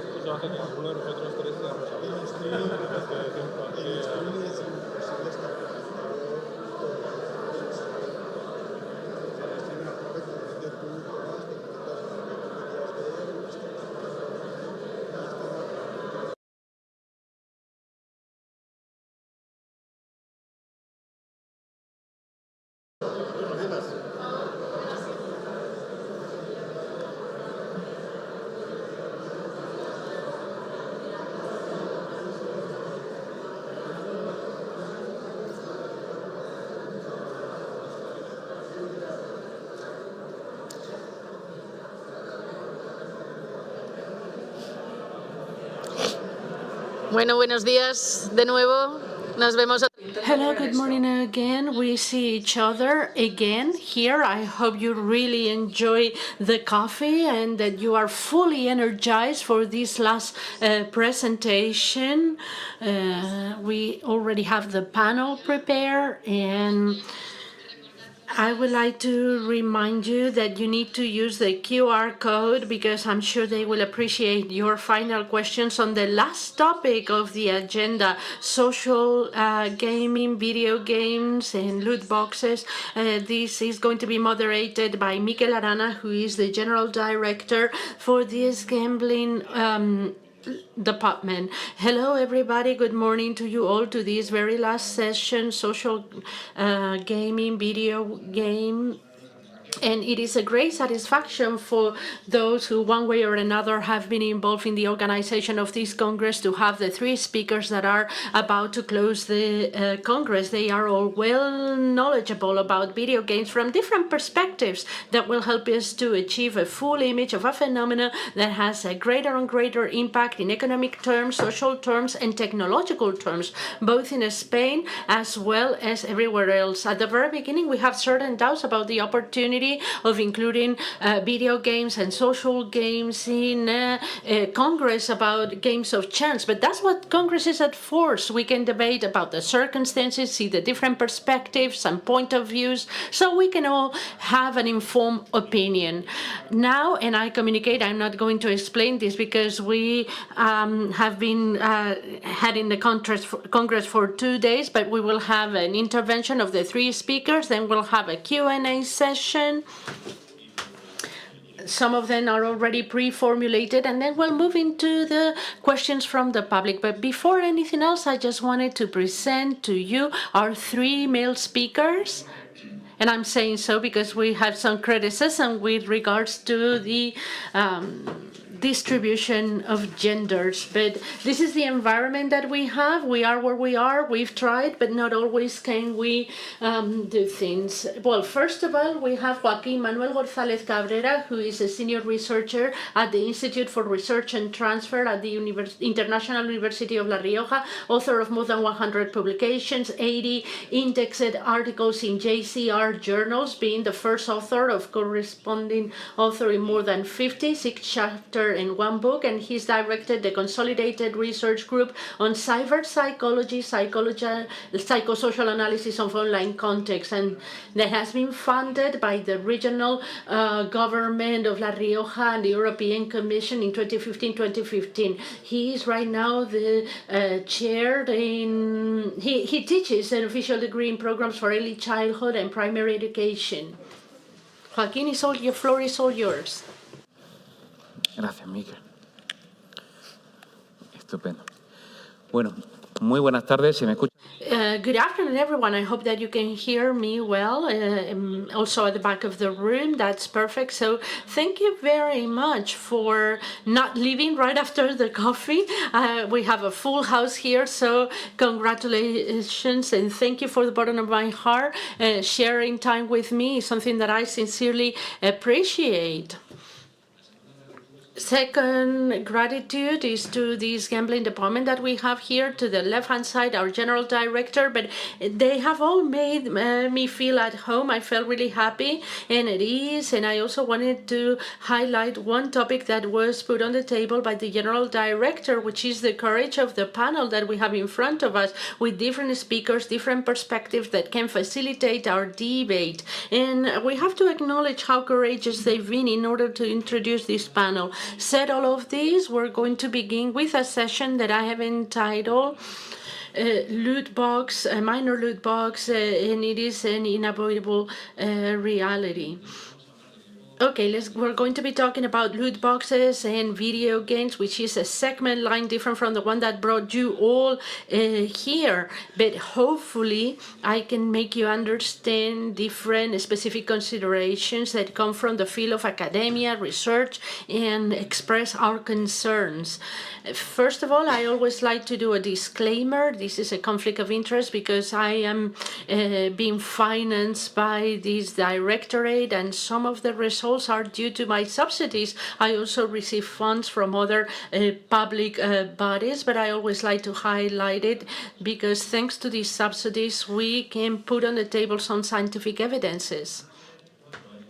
And we're going to talk about four big things. What a loot box is. Not everyone knows what a loot box is. We're going to talk about the prevalence of them in Spain with new data. These are data that were presented Tuesday this week in the first national report on this reality of these loot boxes. And we're going to be talking about its relationship with gambling and prevention at school. I'm a psychologist. I concentrate in early education. But before anything else, I'm a firm believer on video game industry. I'm a gamer since I was born. I was born with a video console remote in my hand. Hopefully I will die with it as well. And I think that the gaming the gaming industry is an industry of culture, leisure, and I'm a gamer. I'm definitely a gamer. This is not about the gaming industry. It's a specific practice that is targeting minors. And this is a very important piece of information because the principles of safeguarding childhood and teenagers, it's very relevant for us. Gaming is the norm right now. Everyone plays video games. Half the globe's population is an active video game player. And this information is information from November. Data changes, but we have close to 3.3 billion active gamers. Our elderly normally don't play, nor do our toddlers, but we have a lot of people playing. And let's think about the European context. 54% of Europeans work video games in a range from 6 to 64 years of age, but we also have gamers, and 71% of them say that they play with a mobile phone, and 45% of them are girls. There's no such a huge disparity between boys and girls in video game consumption. We're not talking about loot boxes yet. We're talking only about gaming, video games. But what is this phenomenon? Well, for that, we have to talk about microtransaction. It's investing a defined amount of money on a specific object. Once I bought a sword for €1. Invested €1, very well expense, in my opinion, although at home they are having shown issues. But what happened when we start talking about a loot box? Well, this is a virtual object. It could be a cover, it could be a key, it could be a surprise box in a video game that gives you contents at random contents like equipment, accessories, weapons in exchange of an amount of money in legal currency. And in my opinion, this is placing a bet. It shares the basic mechanisms of placing a bet in the middle of a video game. The problem, and I'm not going to concentrate on the dynamic of having these loot boxes for those over 18 years of age. I understand that this is regulated, but this is problematic when they are being offered to minors. You can play with credit card, you can have game coins. These are, for example, when my parents go to some supermarkets, they can get a card, they give me money, and that's money that is legally accepted in the stores. And some authors, outstanding authors, said that this shows a relationship between the reward systems and these types of games. And this generates a lot of concern.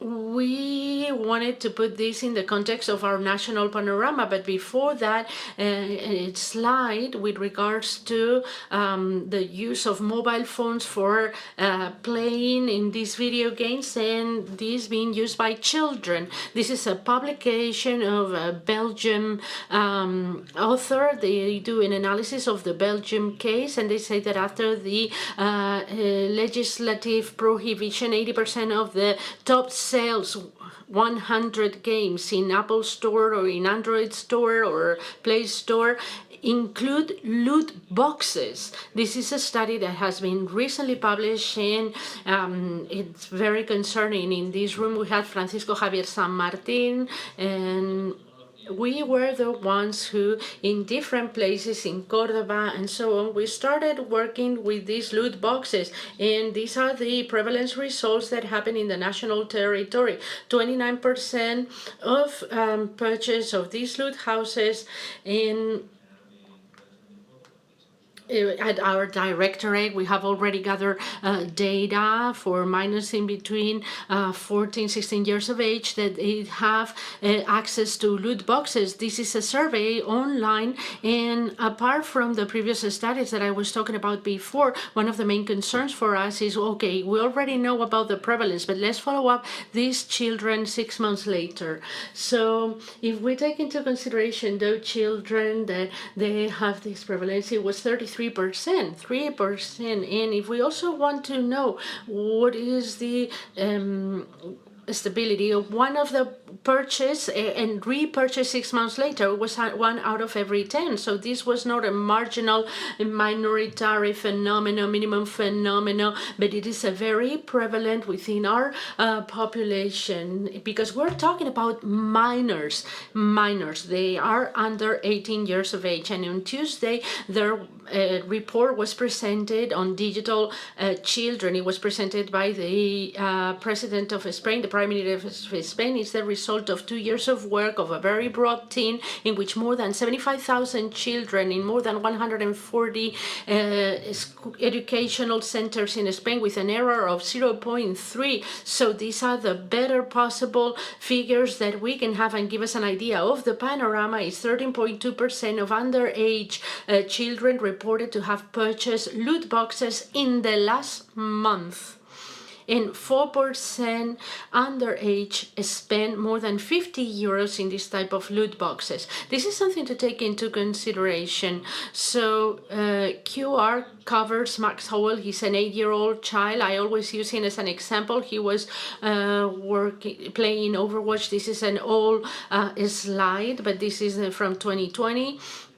And one of the most significant aspects of this image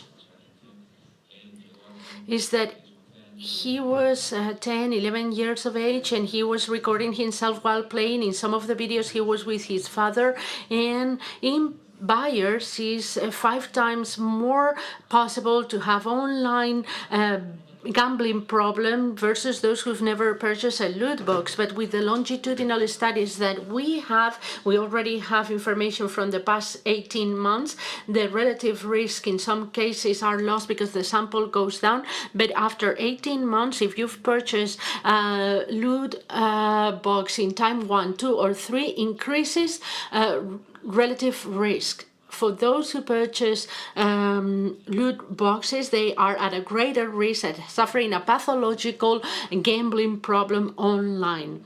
We are looking about the root causes of this to the extent that we can, but the problem is that we're talking about minors, so we need to set up some safeguards, because protecting children is the most important thing, and this data is evidence of something happening, and we need to do something in this regard.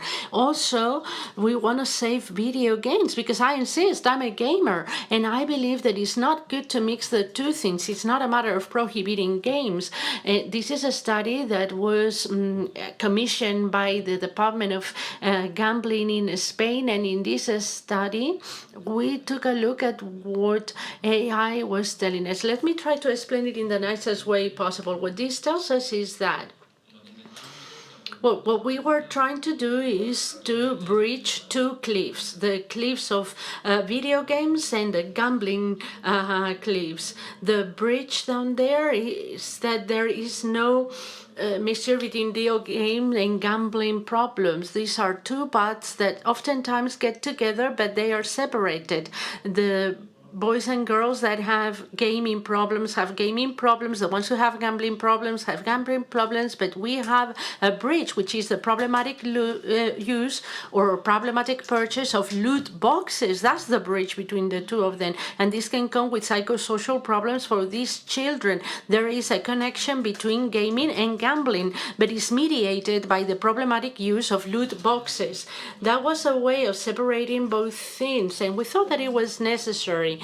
And when considering the educational aspects, because in legislation this is uncovered, we hope that it will be covered so we can protect our children and teenagers. But we are carrying out different projects. One of them financed by the gambling authorities. One of them is White Box. It was reviewed 5 days ago, and you have it there so that the community can discuss the first evidences, and we're working with them. We work with them the best way we know in order to reduce the purchase of loot boxes, and in case they buy it, to reduce the frequency and the level of expenditure. And the results are very promising. We also have some initiatives in our team that connect gaming and gambling through loot boxes. This is Safety Net 2.0 and Dominus. These are projects under development, and hopefully they will be helpful. We're still in the progress of publishing the psychodidactic guideline so that we can carry out the first actions in Spain.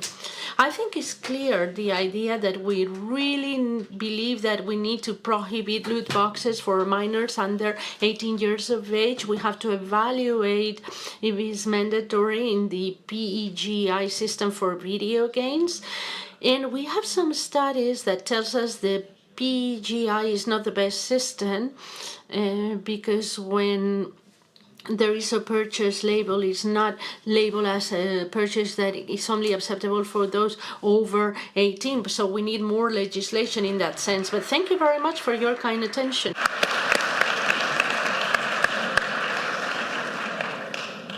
Muchas gracias, Joaquín. Thank you so very much, Joaquin. Now we'll give the floor to Víctor Martínez, who is content critic, and he works for AnaitGames. He works in the social and cultural environments in which video games are being developed, and he works for Vice, and he is one of the people responsible for Reload, one of the most heard podcasts on video games, and with the greatest background in Spain. He has been an academic in many conferences exploring the history of video games, and he works on the different realities in which they are created. Thank you very much, MIKEL, for the introduction, and thank you for being here. I'm going to allow myself the luxury of not getting up. I think José Manuel delivered a very insightful presentation, and in my case, I was trying to differentiate between the map and the territory, and I think that my role here will be more similar to that of a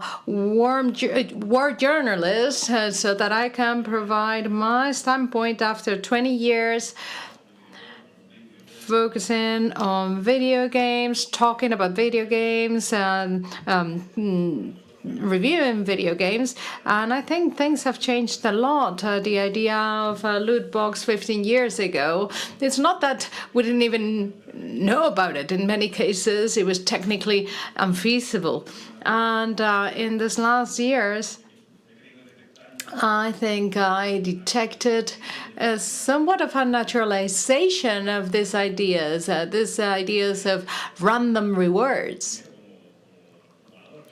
first as a gambler or player, but as a citizen and as a father, in general, I think it has consequences that have a direct impact. And I do understand Joaquín's standpoint and the emphasis that you place on children, because indeed childhood needs special care and special attention. But I'd go beyond that a little bit. The battlefield is much larger. And I think that the idea of the loot box, the idea of investing money that you don't really know what it is, normalizing the harmless bet in a way that in many cases allow for something that is somewhat of a game washing, for lack of a better word. It's like changing the context of the bet to something that is perhaps a bit kinder, and it blurs the reality of what is actually really happening. Joaquín mentioned the idea of buying in-game currency so that you actually lose track of the equivalence between gems and euros. It actually promotes or incentivates consumption that, due to purely business reasons, intends to become impulsive in a way. It intends to establish a bond between winning something and not knowing exactly what it will be. And I think that's a dynamic that you can perfectly see in a game of chance. I listened to the presentation by Mr. Guillermo Carrascal, and he was going over the structural features of these online games of chance, and I was surprised because I was seeing things that I've seen, experienced, and celebrated sometimes as good design. Maybe loot boxes have a lesser weight in that context, but I do believe that my viewpoint in this panel needs to become a bridge between the reality presented by data, a reality that oftentimes is beyond the reach or even the understanding of the general audience, and the reality of people who play video games and in a way play around with loot boxes because in the context of the video game they appear to be something harmless or something unimportant. But when the miner actually has to invest in loot boxes, when you're responsible for that miner and you actually provide them these resources so that they can invest in loot boxes, because initially I think miners do not have credit cards. That's what I think. Well, I think it's a reality that impacts us all. There is a concern, and it must exist. This concern must exist because we need to protect children and teenagers in the context of video games too. But I think it's a bit insidious, and it impacts us all ultimately. It impacts the way in which outside of the video game we also begin to understand games of chance of different kinds. And since 2020, we could even be talking about investment gaming, right? Buying bonds and stocks. I know someone who is now he passed away, unfortunately, but he called it playing trade. He always thought it was like playing with the stock market, and that's what he called his investing. Well, this is closely related to gaming, and I think, in a way, this type of features sometimes cancel out our capacity to measure individually the impact of our decisions. Our reason becomes blurred, and we cease to see the real value of the money that we earn, the money that we invest. And that enables sometimes this type of impulsive behaviors. and that actually is quite risky. And I'm not going to add a lot to what I already said, because I think it's more important that we open up a conversation between the four of us. Thank you very much, and I hope that my contributions will be valuable. Thank you. Finally, I'd like to give the floor to Jordi Soler. He is an electronics engineer from Jamon Rule University and Executive MBA from ESADE. He began his professional career at Telefónica R&D. He later worked as a technology strategy consultant at Doxa Consulting. In 1998, he joined Cable and Televisión de Cataluña and participated in the telecommunications liberalization process, holding positions of responsibility at Redevisión, AUNA, and finally ONO, where he was responsible for customer loyalty. He joined the MEDIAPRO group in 2011 as a CTO and has been responsible for the digital and special projects area. In recent years, he has taken on the development of the group's esports and gaming business area. So Jordi, whenever you will. Thank you very much. And thanks everybody for enduring this last session. I think recognition is in order. It's almost 2 in the afternoon and you're all paying a lot of attention. So thank you very much for that. And I will be the briefest of them all. I'd like to, of course, mention that we are representing here the digital the Spanish digital industry, and I am not going to be representing the industry of video games as such, because somebody else would be very suited as to speak on behalf of this industry. I, for instance, could very much be entitled to speak about the industry of video games. But at MEDIAPRO Group, we engage in the world of video games. So we broadcast video game competitions. It's a small industry within the industry of video games, and it has its own features. For 10 years, we have been engaging with this, and we're somewhat acquainted with the world of video games. So I hope that from my experience, I can provide our vision and add to the dynamics of this panel. And I don't want to deceive you. I can tell you that I'm especially uncomfortable, not because of my fellow panelists, but rather because of the topic. We're trying to establish links between video games, loot boxes. I think it's quite a daring topic, and it's quite right to do so. And it's great that we can discuss it, but for the world of video games, that sounds bad, and allow me to say it. You're trying to, in a way, say that video games are detrimental, and that's the way the world of video games perceive this. I want to be transparent. And I'd like to make that statement, and maybe later we can discuss it, if you will. Having said that, I'd like to also share a reflection of mine, an insight, and it's been mentioned in a way before by Víctor. There are loot boxes, there are video games that have loot boxes. Not all video games have loot boxes. Not all loot boxes have to be paid for or have a cost. Not all of them use real currency, and we need to say that too. But if at some point a miner purchases something using money, prior to that, someone gave him or her that money. Someone is allowing for this to happen. And it's probably their mom, their dad, or someone of age who has given them that money to enable them to perform that transaction. And this is a situation that we cannot be oblivious to.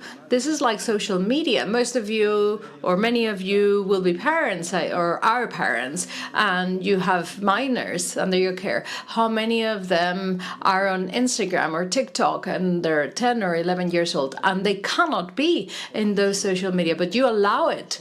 So you're co-responsible for that situation. And if a minor buys a loot box, that is mom and dad's fault.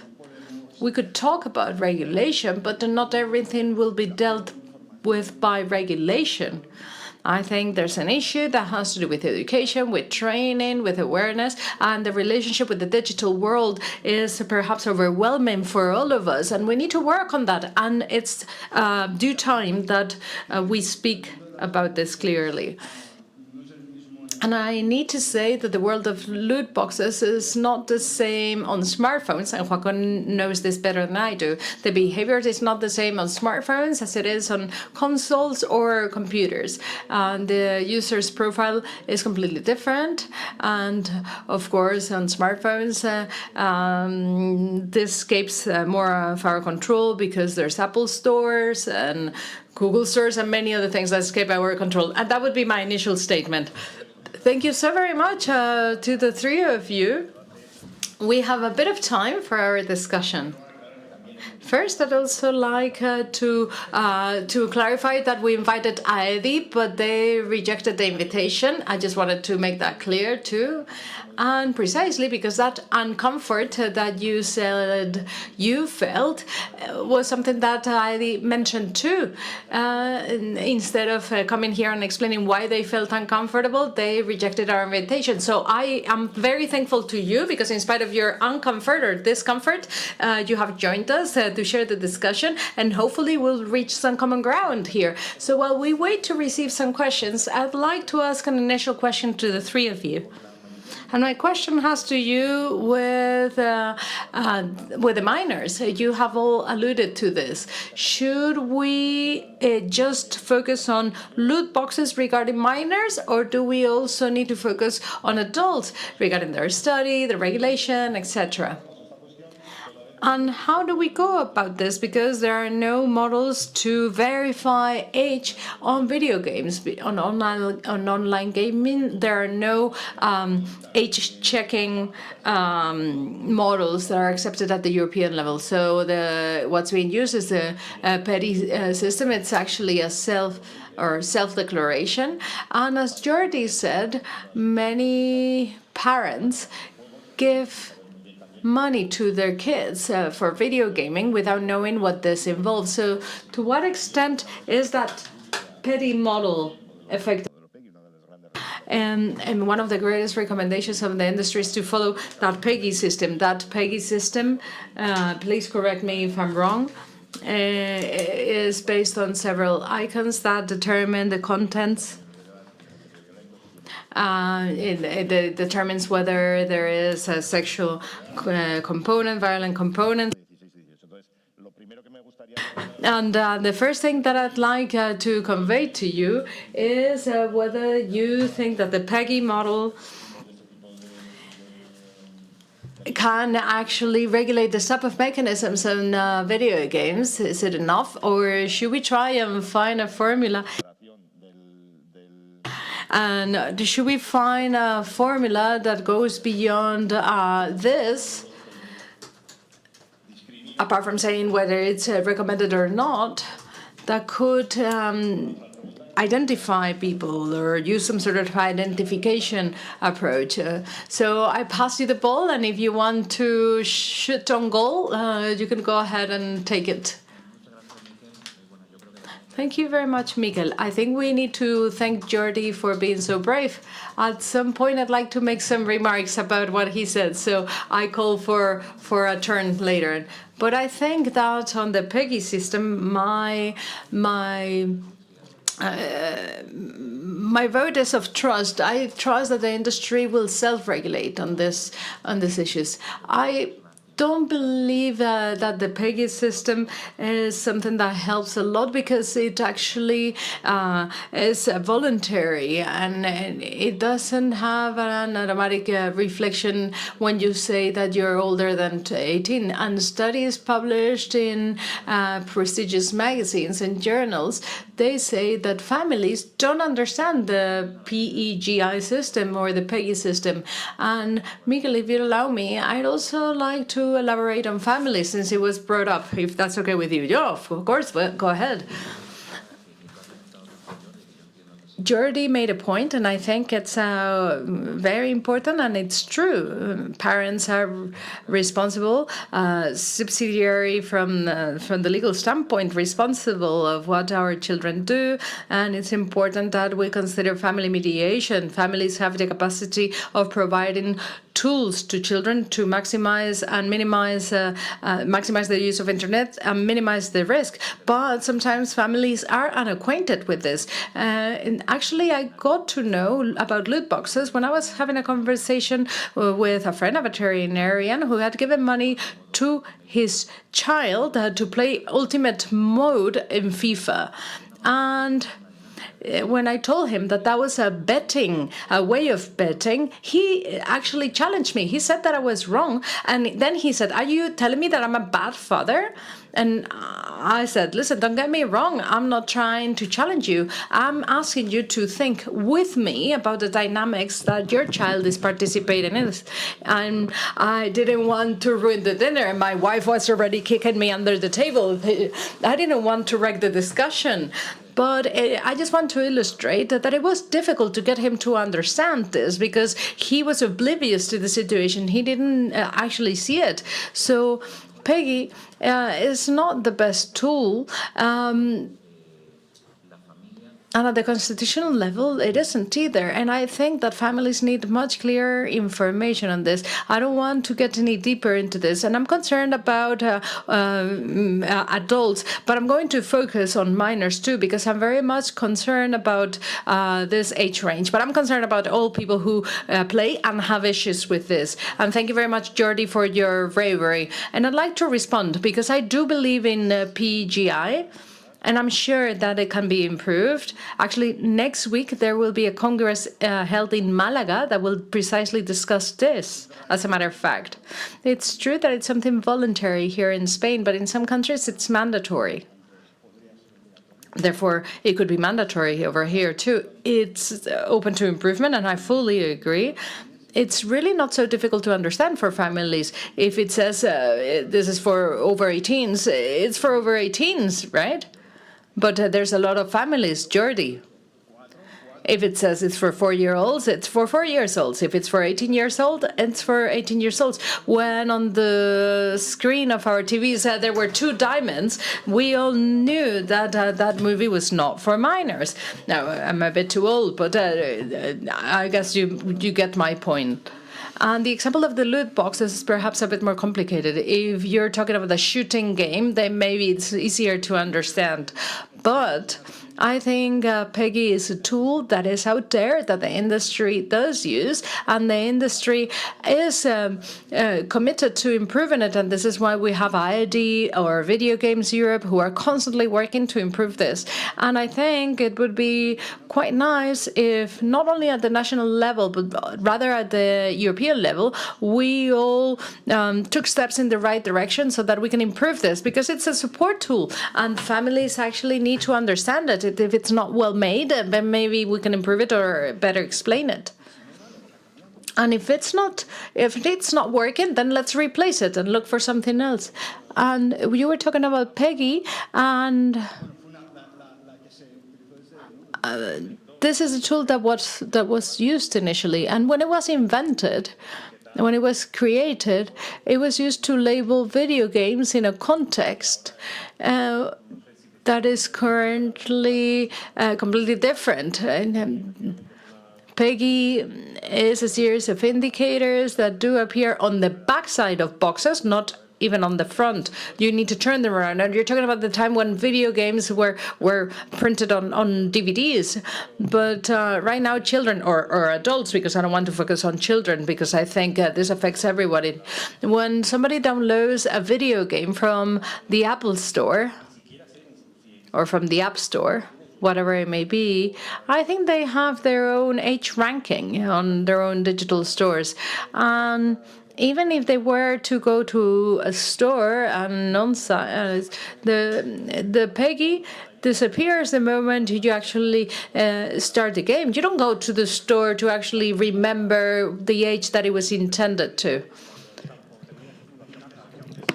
And even if it were physical, I think that blurs in a way, yes. you should ask most parents for what age Fortnite is. Most parents won't know what the answer is.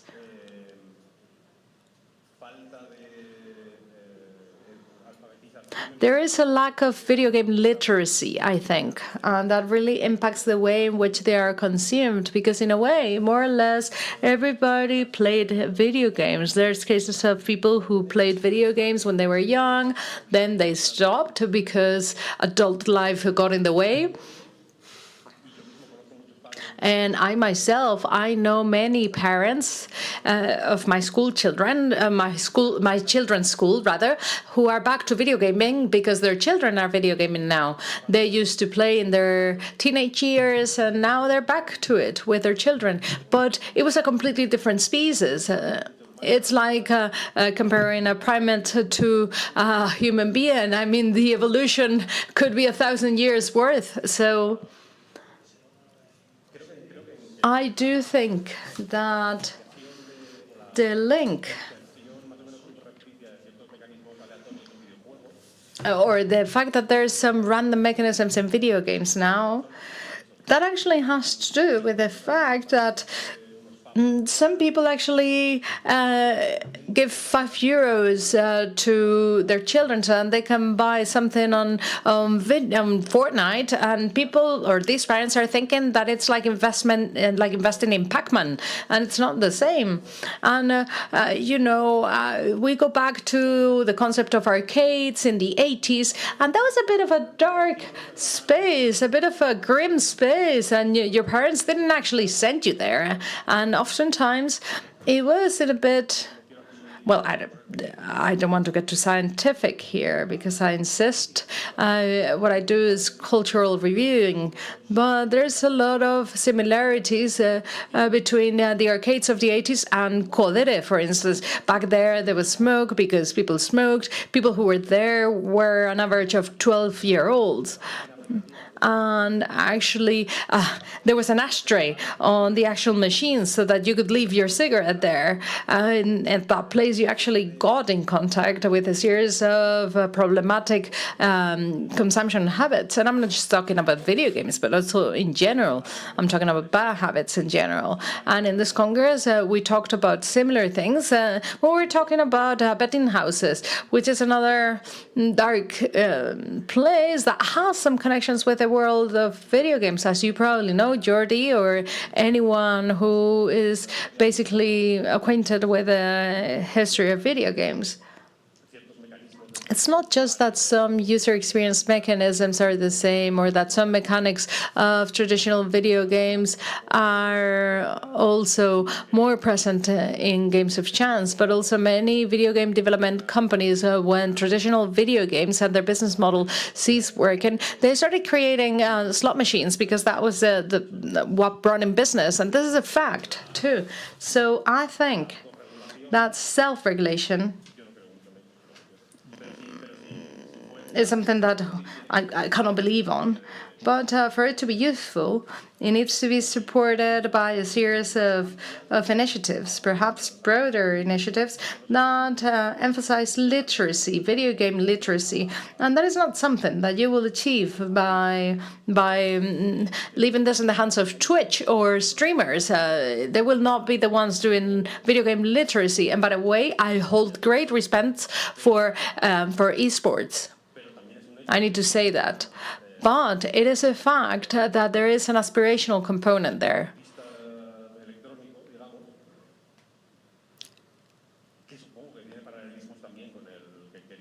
Esporters have some sort of aspiration similar to those who wanted to be footballers when they were children, but there's different tentacles in the case of esports that don't exist in the world of traditional sport.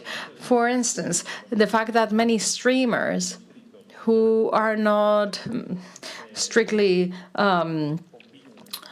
professional athletes, the fact that they are competing, and the fact that some children and adults, by the way, see this as something that they can aspire to, and the fact that oftentimes this also is joined by initiatives by the very industry. They give 2,000 boxes to streamers so that they open them live. So this is a bit like the carrot and the stick, right? Because it's undeniable. It gives you a rush when you open a box and something nice comes out of it. And if you give you 2,000 boxes, I guess something nice will come out of there.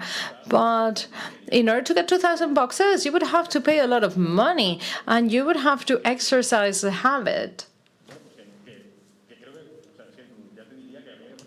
And I'd say that we would even have to protect streamers as such, because they themselves, they're modifying their brain to chase these rushes too.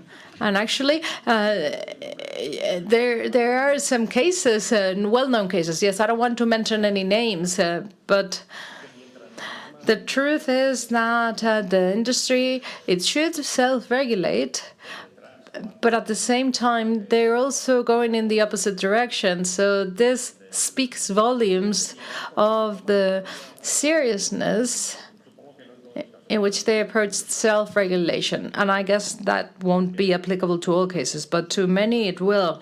And perhaps the most relevant cases are well-known games. I'm not talking about 4 or 5 video games. We're talking about Epic and Rare Trains and the most powerful companies in the industry of video gaming.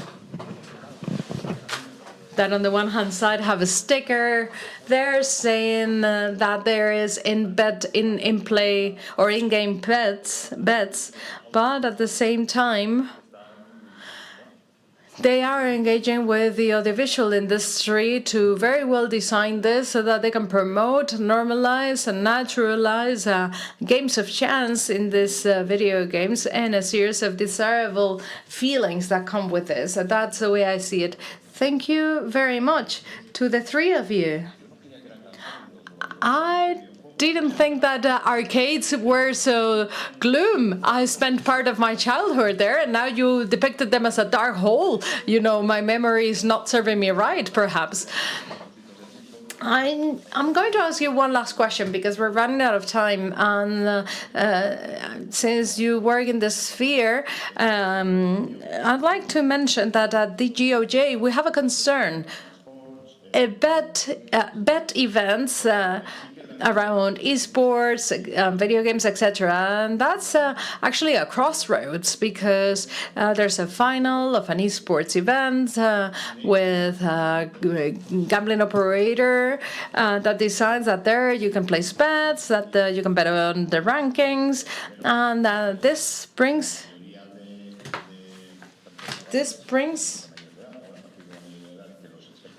about a risk. Because indeed, it could happen that not all viewers are adults.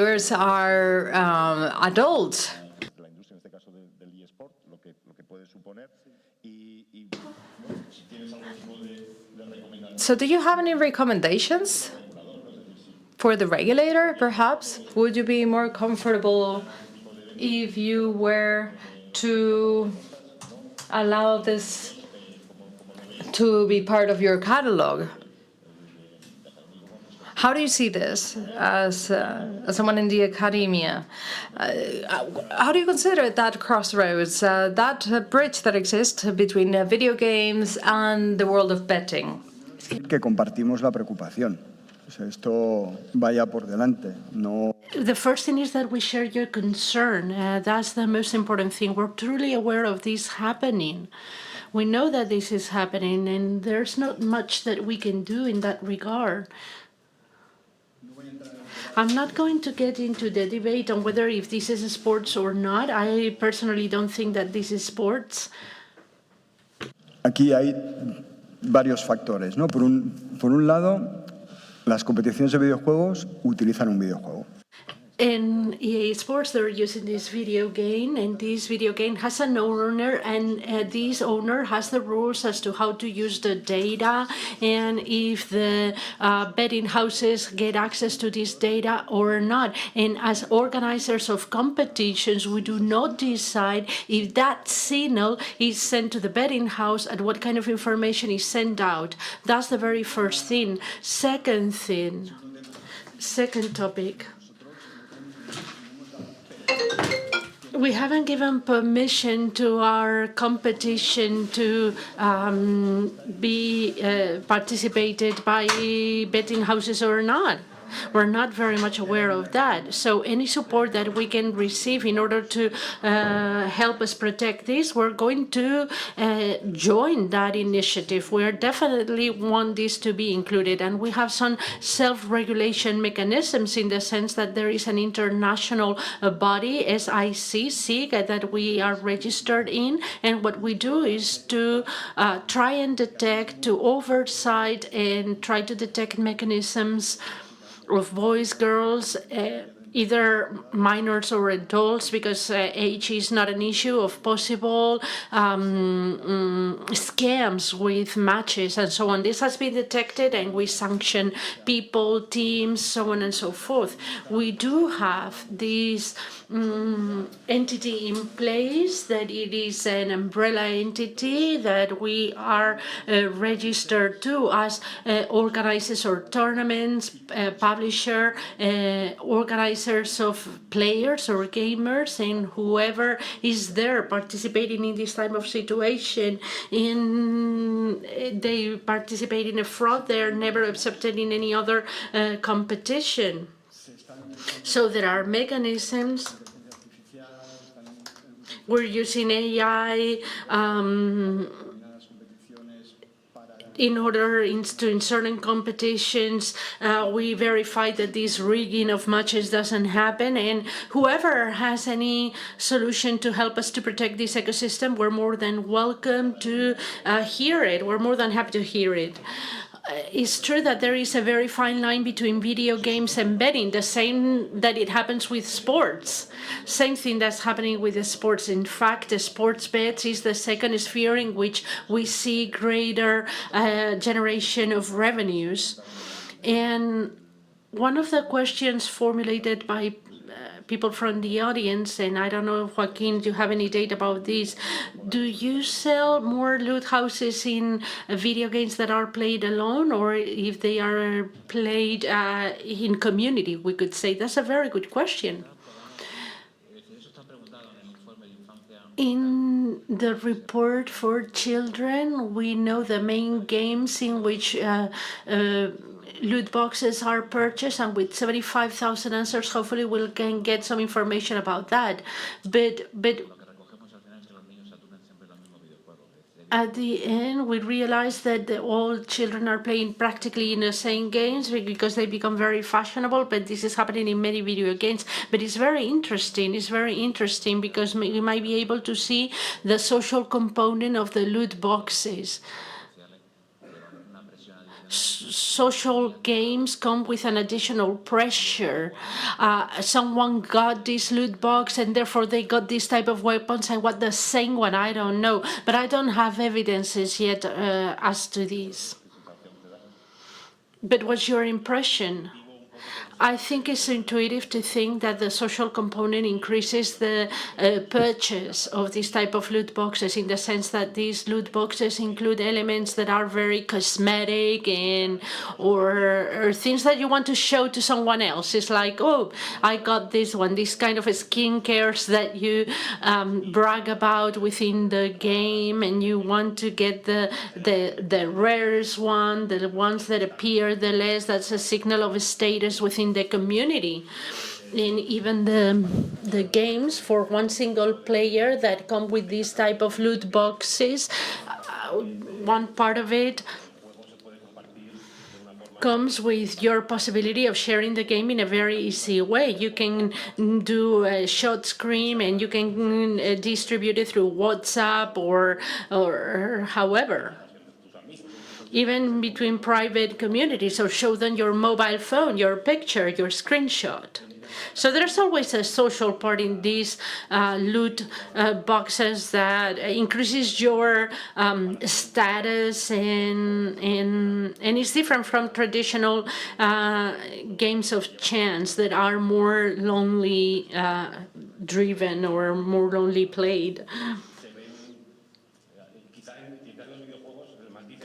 in video games, the nuance is that the social component or the social validation that your friends or the big community of internet can give you with regards to what you achieve with your reward reduce your impression of you doing something wrong or prevent you to think that, oh, wow, I spent this large amount of money and I don't know whether if this is worth it or not. That reward is being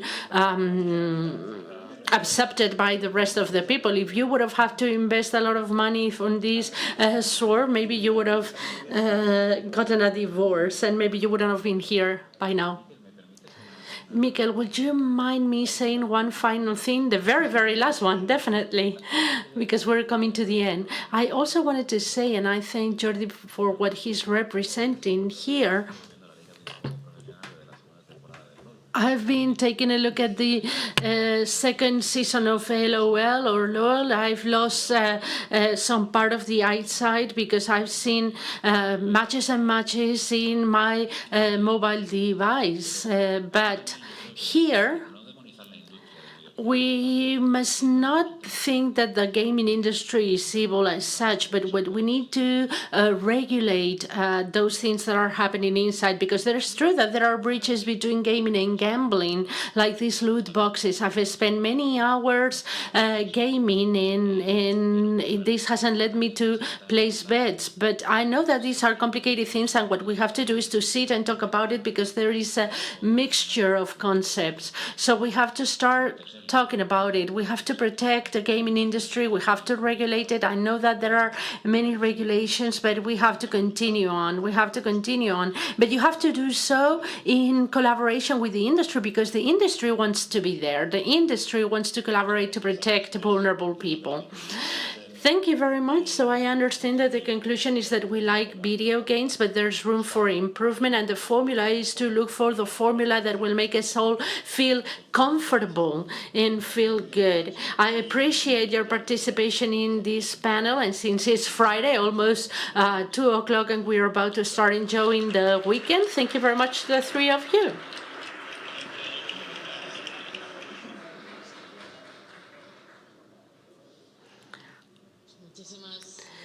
Thank you so very much, dear speakers. Thank you very much to our audience for participating in this first International Congress on Safe Gaming. These have been 2 days for reflection, exchange, analysis that help us to advance towards a better understanding of the social impact of gambling and the challenges that we all face as society.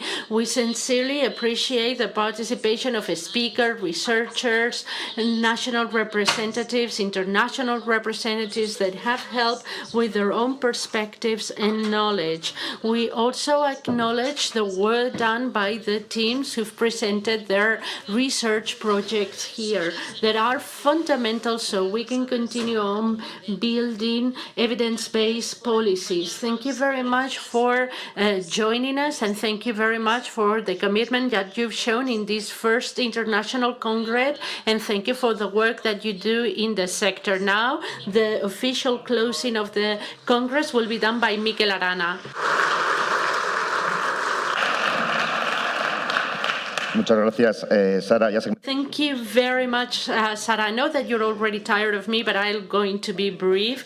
Dear participants, speaker, moderators, and audience members, as we reach the conclusion of this first International Congress of Safe Gaming, I would like to begin by expressing my sincere gratitude for your presence. We've been together for 2 days, for your active participation, and for your willingness to engage in constructive dialogue throughout these intense days. 2 days of work, knowledge sharing, and shared commitment to a common goal, which is to build a solid, socially responsible, and technologically advanced regulatory framework that ensures that gaming takes place in a safe and secure environment. During these 2 days, we've taken steps ahead in the consolidation of a model that places the player at the center of public policy, because gambling, like any other economic and social activity, must serve the general interest and not the other way around. The commitment of the Directorate of Gaming Regulation and the Ministry is the same one. We work towards an environment in which regulated activity and security coexist, and in which innovation and responsibility reinforce each other. The openization, challenges and prospect for gambling regulation in Europe allows us to hear from representatives from Italy, Germany and the United Kingdom and Spain, of course, and provided a very valuable international overview of the common challenges that we face. Their work led to an unequivocal conclusion: gaming regulation can no longer be approached from a national perspective. We share common objectives such as increasing responsible innovation. The collaboration are more than ever essential tools so that the citizens can enjoy a responsible and trustworthy gaming sector. Next, the presentation of mechanisms for detecting risky behavior allows us to see how the intelligent use of data together with scientific knowledge and statistical rigor becomes an essential lever to anticipate problems before they materialize. Prevention can no longer rely solely on subjective perception or late intervention. It must be predictive, automated, and ethical. The mechanism for the testing risky behavior that the DGOJ is promoting represents a turning point. It will make it possible to identify anomalous patterns in gambling behavior, alert operators and gamblers, and offer assistance tools to people that may be in a vulnerable situation.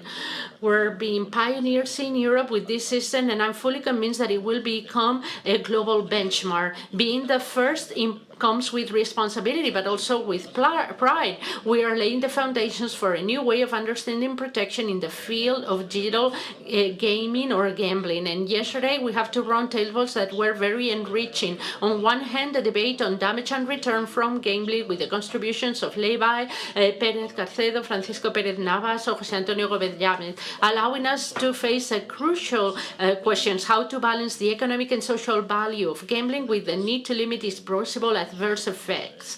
The speakers agreed that there is a social and economic environment that can produce some economic returns, but this is only legit if a fair, transparent, and ethical gambling environment is guaranteed, an environment in which fun does not become dependency and in which economic gains are not achieved at the expense of people's well-being. Then we have a panel on gambling awareness models with Gerardo Rodríguez Velo, Carlos Duelo, and Maria Pérez López, highlighting the relevance of education and social awareness. Raising awareness is not a specific campaign. We need for the new generations to understand that gambling or gaming comes with risk, and chance is not the only form of income, and responsible entertainment is the only kind that truly enriches us. These regulated gambling can generate benefits, profits, but the profits cannot be separated from the ethical and social commitment. Today's presentation on structural characteristics of the game with José César Perales and Guillermo Carrascal reminded us that the very design of the game has an impact in the experience of the players. Variables such as the speed of the game, the frequency of the rewards, and the perception of control largely determine the capacity for self-control and the emergence of compulsive behavior. Therefore, protection needs to be integrated in the architecture of the product and not in the posterior oversight. We had a session on opportunities and risk of artificial intelligence in the gaming sectors with Antonio López, Moreno, and Almudena Ruiz that confronted us with a dual reality. AI can be an extraordinary tool for supervision, detection, and prevention, but it can also generate new ethical challenges if not used responsibly. Finally, a table for social gaming, video games, and loot boxes with Joaquín, Víctor, and Jordi address an issue that concerns all European authorities: the blurred line between digital entertainment and games of chance. New generations gain access more and earlier virtual rewards, micropayments, and online compensations that are not gambling but reproduce some of the psychological mechanisms. Regulating this territory has to be done with balance and without limiting creativity and without censoring. So there's clearly room for improvement there. I said, listening to all the presentations and debates, it is clear that this Congress must not be only a sum of interventions, but we must transform the conclusions into concrete actions. This Congress marks a milestone, but it's not an end point. It's just the beginning of a new stage. I invite you to turn everything discussed here into a living roadmap so that the studies, indicators, and proposals feed new programs, new alliances with the private sector and the academia. Safe gaming requires shared responsibility. It's not enough a firm regulation unless we have committed operators. And no, it's not enough having awareness campaigns if we don't have critical citizenry or technology if there is not enough ethics. We need a complete ecosystem of protection and tracks in which every stakeholder assume his share of responsibility. I would like to remind you of the relevance of institutional consensus that historically characterized gaming regulation in Spain. With the protection of the more vulnerable people cannot be subject to an ideological debate, but it needs to be a consensus, so we can allow people to gamble with responsibility and in a protected way. Please let me thank all the people that have made this Congress possible, the speakers who share their knowledge, their time with great generosity, the moderators, whose role had allowed ideas to flow with rigor and respect. I would also like to acknowledge the work of Sara, our host, Alicia, Carlos, and all the team of Correlo la Corre, the audiovisual team, and also all the people who were doing the translation, the interpreters, and finally, in a very special way, all the people for the Directorate General for Gaming Resolution. They be fully involved from all the logistic details to everything, absolutely everything. It showed that they're extremely committed. And I wanted to thank all the participants in the streaming or here. Thank you very much for your interest. I wish you a safe flight to your homes. I invite you to keep alive the spirit of cooperation that is part of this Congress that I'm sure will be repeated in future editions. Thank you very much. So we have come to an end. Thank you very much. We wish you a very nice weekend.